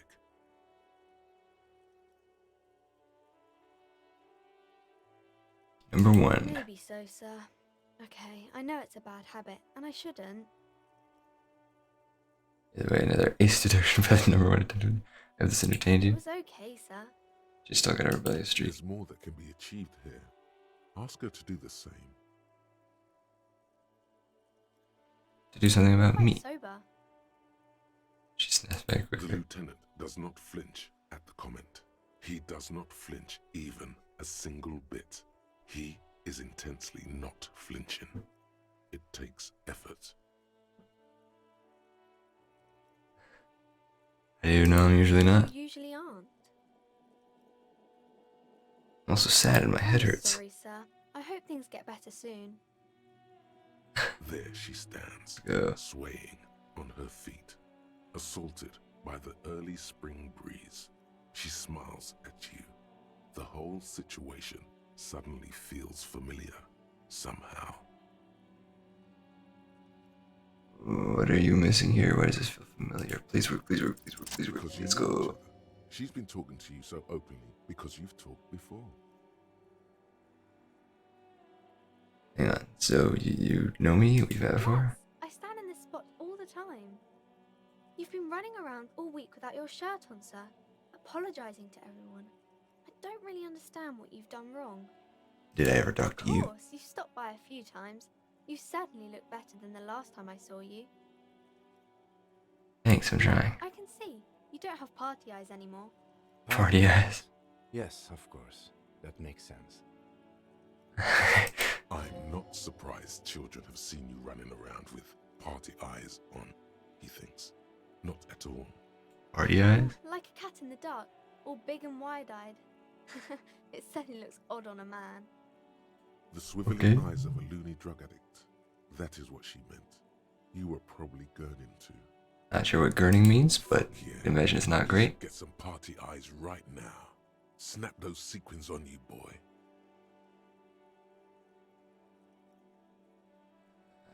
Does that mean I'm taking narcotics? Oh, baby, that's not what you have to worry about. Worry about the important thing. I didn't tell you to I begin with. didn't know I had to do that. Thanks, I've learned something about I'm myself glad I today. could help you, sir. Okay, bye, see you around, Annette. Cool.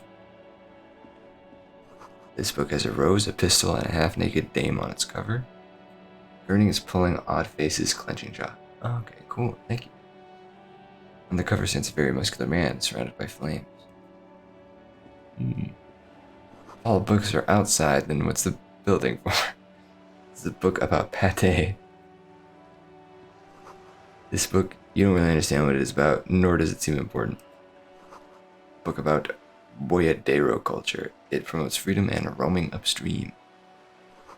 A book about the future. The government reads your mind using radio technology. Huh.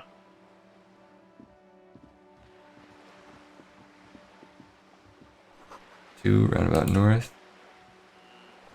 Two Cape Side apartments. Martinez Pier. Alright. Things I've seen and said. Alright, that guy's drunk. Maybe I'll enter the building real quick.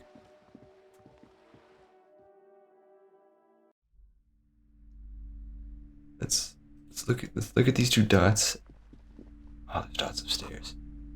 The book collects the national recipes of Arda. They are all about lake trout. I'm gonna look at all the dots, and then, depending on what time it is, maybe I'll start a conversation with the lady, and then the stream will be over. All the sports magazines, tactics, something. Ooh. A small mountain of colorful board game boxes. There are numerous types of games for all ages. A lot of shelf space seems to be taken up by Wirral-related merchandise. Looks like the pile of Wirral-related Endless items. variety of source books, lore books, and codices litter the table. Mm. The topmost book is titled Welkin Compendium, 2nd edition. There's also a large hardbound tome with intricate cover art, The Hunters of Katawak, Boreal Creature Compendium, and a Pick Your Path adventure game book titled Tales of Wirral, Cavern of Velkrag. Anything that really catches my eye? That says Wirral, 3rd edition mega setting supplements module. The side panel notes, a fantastique adventure board game, new maps and miniatures. A sticker on it displays 25 real. Nonsense for anemic binoclards. Anemic binoclards.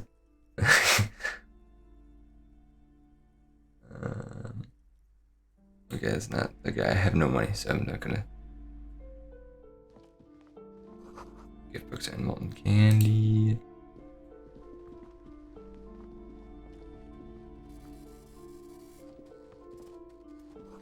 It's a tome of fascist magic, rather candid. Fascist magic, fun stuff. A quaint picture book brochure, very clever. Ooh. Ooh. These shelves are overburdened with books from the same series. You see the name Dick Mullen over and over. Looks at the display Crime books. fiction is a This Dick Mullen guy is quite popular. asinine misrepresentation of the physical attributes of the arduous everyday work of actual police officers.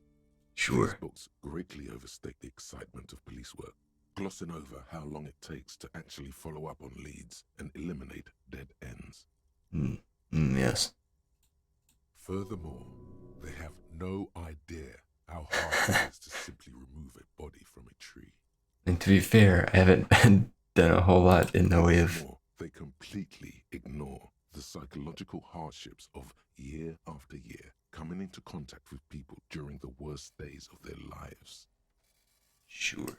Not a single mention of all the stress this work creates upon the officer's family. Detective fiction just doesn't tell the truth at all. Now, would you like a list of all the books found on the shelf? Yes. Dick Mullen on the job. Get Me Mullen. The Stalwart Adventures of Richard P. Mullen. Dick Mullen and the Murder in the Orchard. The Sordid Affair of Dick Mullen. A killing is declared. Dick Mullen in the Murder House. The Final Case of Dick Mullen. An obvious lie. Dick Mullen in the Clock Tower. The Ordeals of Dick Mullen. Dauntless Dick. Dick Mullen's Funeral Pyre. The Murder of Dick Mullen. Alright, let's stop now. Shelves filled to the brim with crime novels featuring the supposedly stalwart Vespertine detective, Dick Mullen. I like that Dick Mullen is like the most famous fictional character of all time in this universe. The plaque on the shelf reads, Very interesting. Biographies Very of cool. famous people. You see a large variety of names, none of which ring a bell. Let's look through the Browsing display. through all the books with all their names makes your head spin.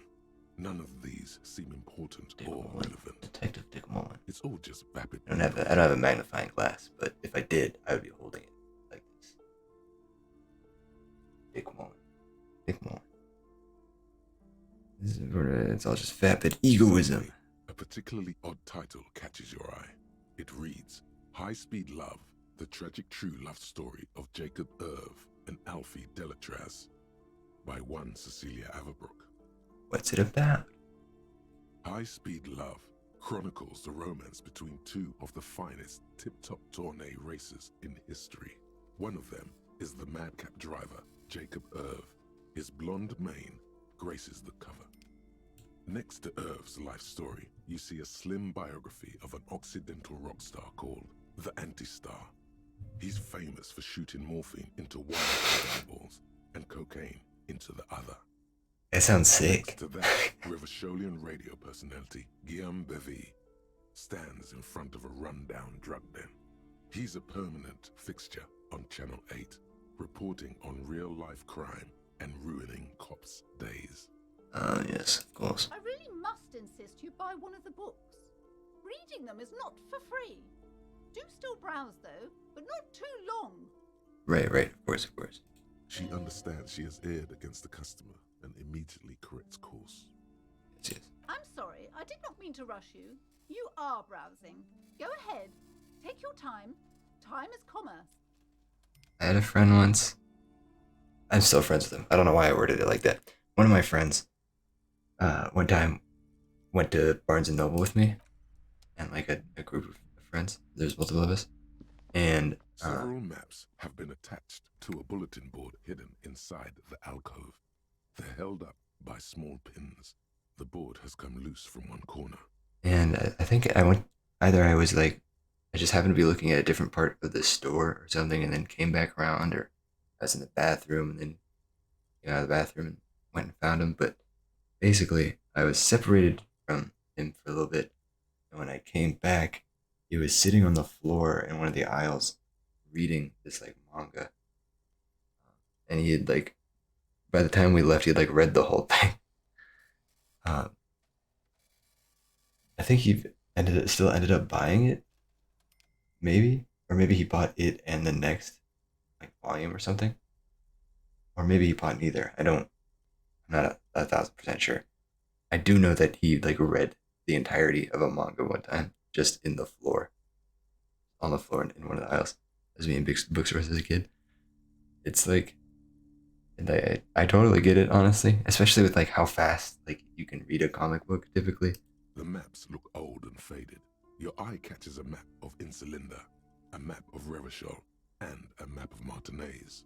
Ooh, definitely need some maps. I'm sorry, officer. The map of Martinez is the only one available. The other two are not for sale anymore. And besides, you could scarcely afford them. Okay. They're quite valuable, though they might not look it. The map of Martinez is 90 cents, though. That old thing? It's an out-of-date map of a tourist location that never was nor came to be. From when some design studio people tried to spruce the place up 4 or 5 years ago. They also renovated the horse statue, set up those coin-operated viewers, and designed the new street lamps. What happened then? They didn't get that far, for some reason. The map is useful. A shame I know, project but never I got only have 40 cents. Would be nice if someone fixed Martinez up. All these ruins are bad for business. 20%. Maybe I can look at it and memorize it. It's not really a map. It's a tourist thing. A picture postcard with buildings on it, drawn from an isometric perspective. A date in the upper right corner says 48. And the year of this game is 52, so this map's only from 4 years ago. Still, it's detailed. Could be pretty useful for Or someone 104 ahead. years ago. You see the jagged boxes of an industrial harbor, even the whirling in rags there. Well, I can't buy it. Do the circle. Boring book just discarded here. It's just on the floor. Alright. This bookstore is not strictly about crime, romance, and biographies of famous people. There's also a wide range of paranatural literature. Amidst the various books, you find one written by someone named Matthias W. Dundas. Dundas. Wholeness, unity, balance. The point of the book, and many others on this shelf, is to give people medicinal advice in situations where they don't have access to paid health services. Interesting. Various paranatural books still litter the shelf. Okay. Let's see here. It's 109 in my time zone. So, let's see.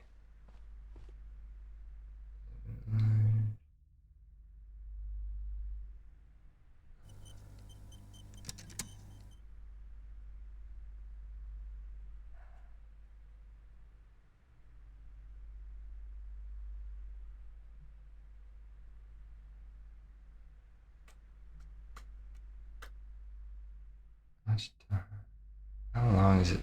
Alright. I'll start the conversation. Welcome to crime, romance, And just, biographies I'll, of famous people. because I do have to go soon. Yes, we'll see. We'll see. Hopefully this isn't like an hour-long conversation. The energy you bring into this space. Absolutely. A golden pendant hangs around the woman's neck in the shape of what looks like a tiny fish head trapped in amber. Curious pendant you're wearing. Yes, helps to have an anchor in these times. The owner of the store. The proudest owner of our little shop of culture. Voice is high-pitched as if to give it more penetration. She has fine-tuned her voice to find the most welcoming approach for attracting new customers. It doesn't work. Your daughter's one standing outside the store, right? Yes, my daughter. I hope she wasn't slacking off again with her nose in science fiction. Tell me, was she at her post doing her job like a proper girl? Yes, of course. Wonderful. Did you talk to her? Yes. Great. On a scale of 1 to 10, how compelled were you to buy books after talking with her? Her opinion of her daughter depends on how well she lured you into the store. Okay. I'll say a 10. Yes. My precious, her dedication brings joy to my heart. If you have children, I hope they turn out as great as Mayonette.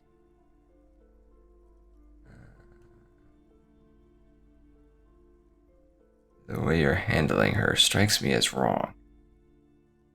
I feel like number 4, like most of the time, would be like the right sort of thing. Be like, yeah, you're making her anxious. This is the proof that she's anxious. This is the evidence of her like reacting poorly to your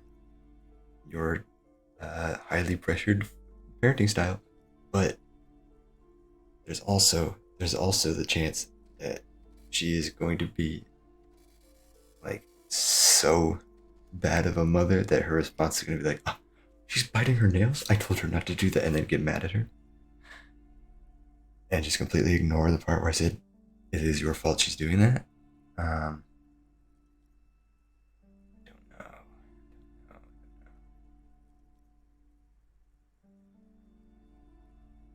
But number one, I feel like it would just come across as unnecessarily rude on. Oh, okay, number four is.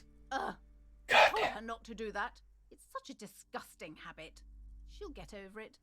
Anxiety is a part of life. You're making it worse, though. That's the thing. Too, clearly. I think she can do anything about it. She can if she has enough willpower. She's such a child. Growing pains. Life isn't easy. Life doesn't give breaks. Come on, ma'am. It's obvious she can't do anything about it. You are placing an unnecessary burden on a young child.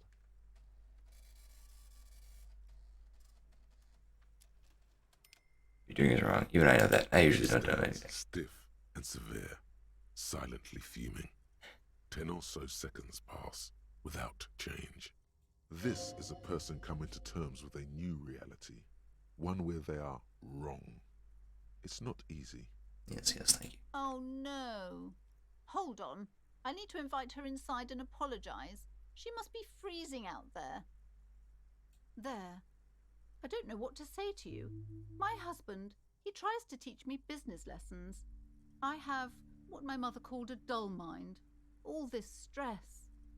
She sobs, but her mouth keeps moving. It sounds like both the husband and the mother treat her the way she treats Annette. You like Annette to your husband and your mother? Oh, well, my mother was horrible, of course. Absolutely perverse energies around that person. But my husband... She shakes her head. My husband is completely different, of course. Is this husband Annette's father? Yes, my husband is a successful entrepreneur east of the river. If only he were more involved in the business we're running up here. No matter. Soon we'll both be off for Grand Couronne. Grand Couronne, what's that? It's a proper place to live. One of the most peaceful neighborhoods east of Jamrock. You may know it for its massive housing projects. Most of the buildings are empty at the moment. It's a great opportunity to get ahead of the crowds. Better times ahead for sure. Your husband's also involved with the bookstore? Initial investment. Since then, he's been what you might call a silent partner. She's an only child. I'm afraid so. A real treat she is. It would be nice if she had...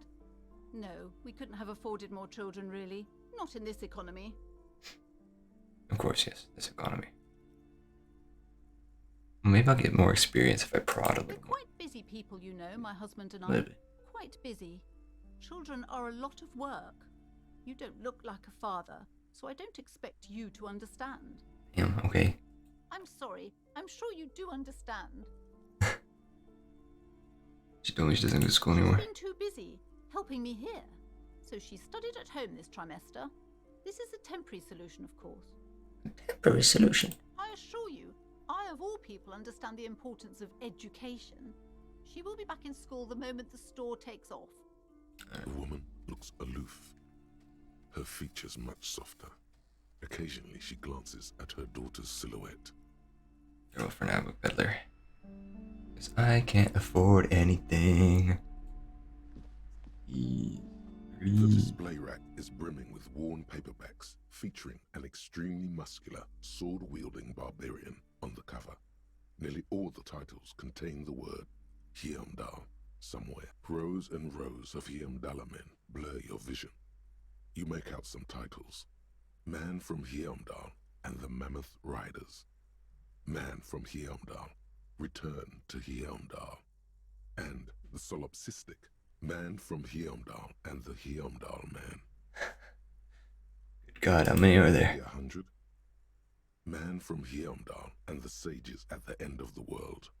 Man from Heimdall and the false god. Man from Heimdall and the scorched earth. Man from Heimdall, the Heimdall colonies. Man from Heimdall and the swamp beast. Man from Heimdall and the snow crabs. Alrighty. Those snow crabs are worse than they sound.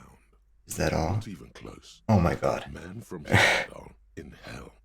Man from Heimdall and the forest of slaves. Man from Heimdall under the lake. Keep going. Keep going. I'm just gonna look at some other stuff. Heimdall burning. There's even The Trial of Death, a pastoral combat gamebook set in the world of Heimdall Man, and so much more.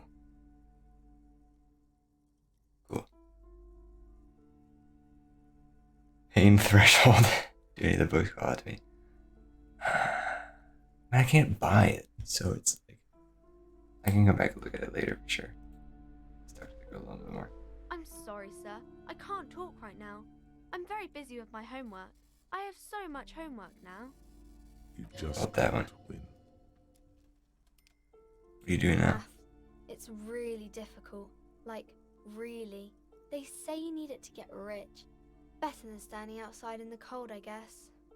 Oh, I found something while you were away. What is it? I thought this would fit you. Like, thanks for helping out. Not me. The city, I mean. Like a detective does.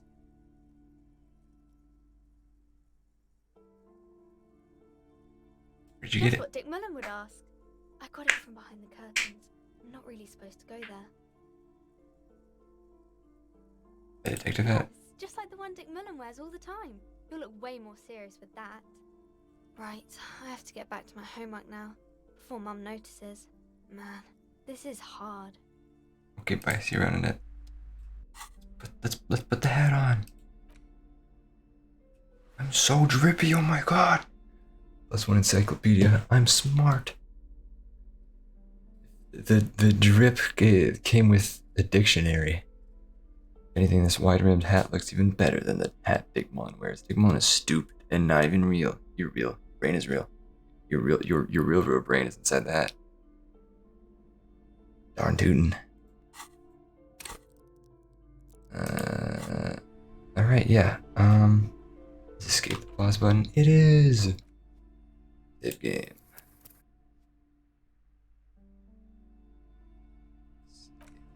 Alright, guys. That is going to be all. I was here a little longer than I was expecting. Anyway. Gotta get lunch and go to class and stuff.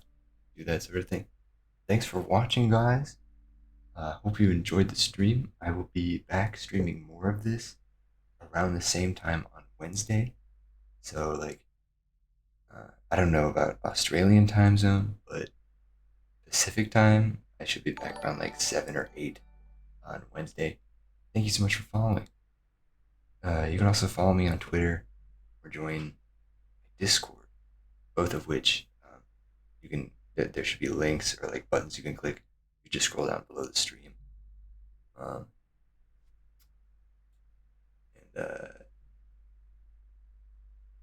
Yeah, that should be it. Thank you, Ivysaur, for also following. This is awesome. Oh, the alert box isn't on this scene. Whoopsie. Thanks for streaming. Bye. See you guys later. See you guys Wednesday. Where's the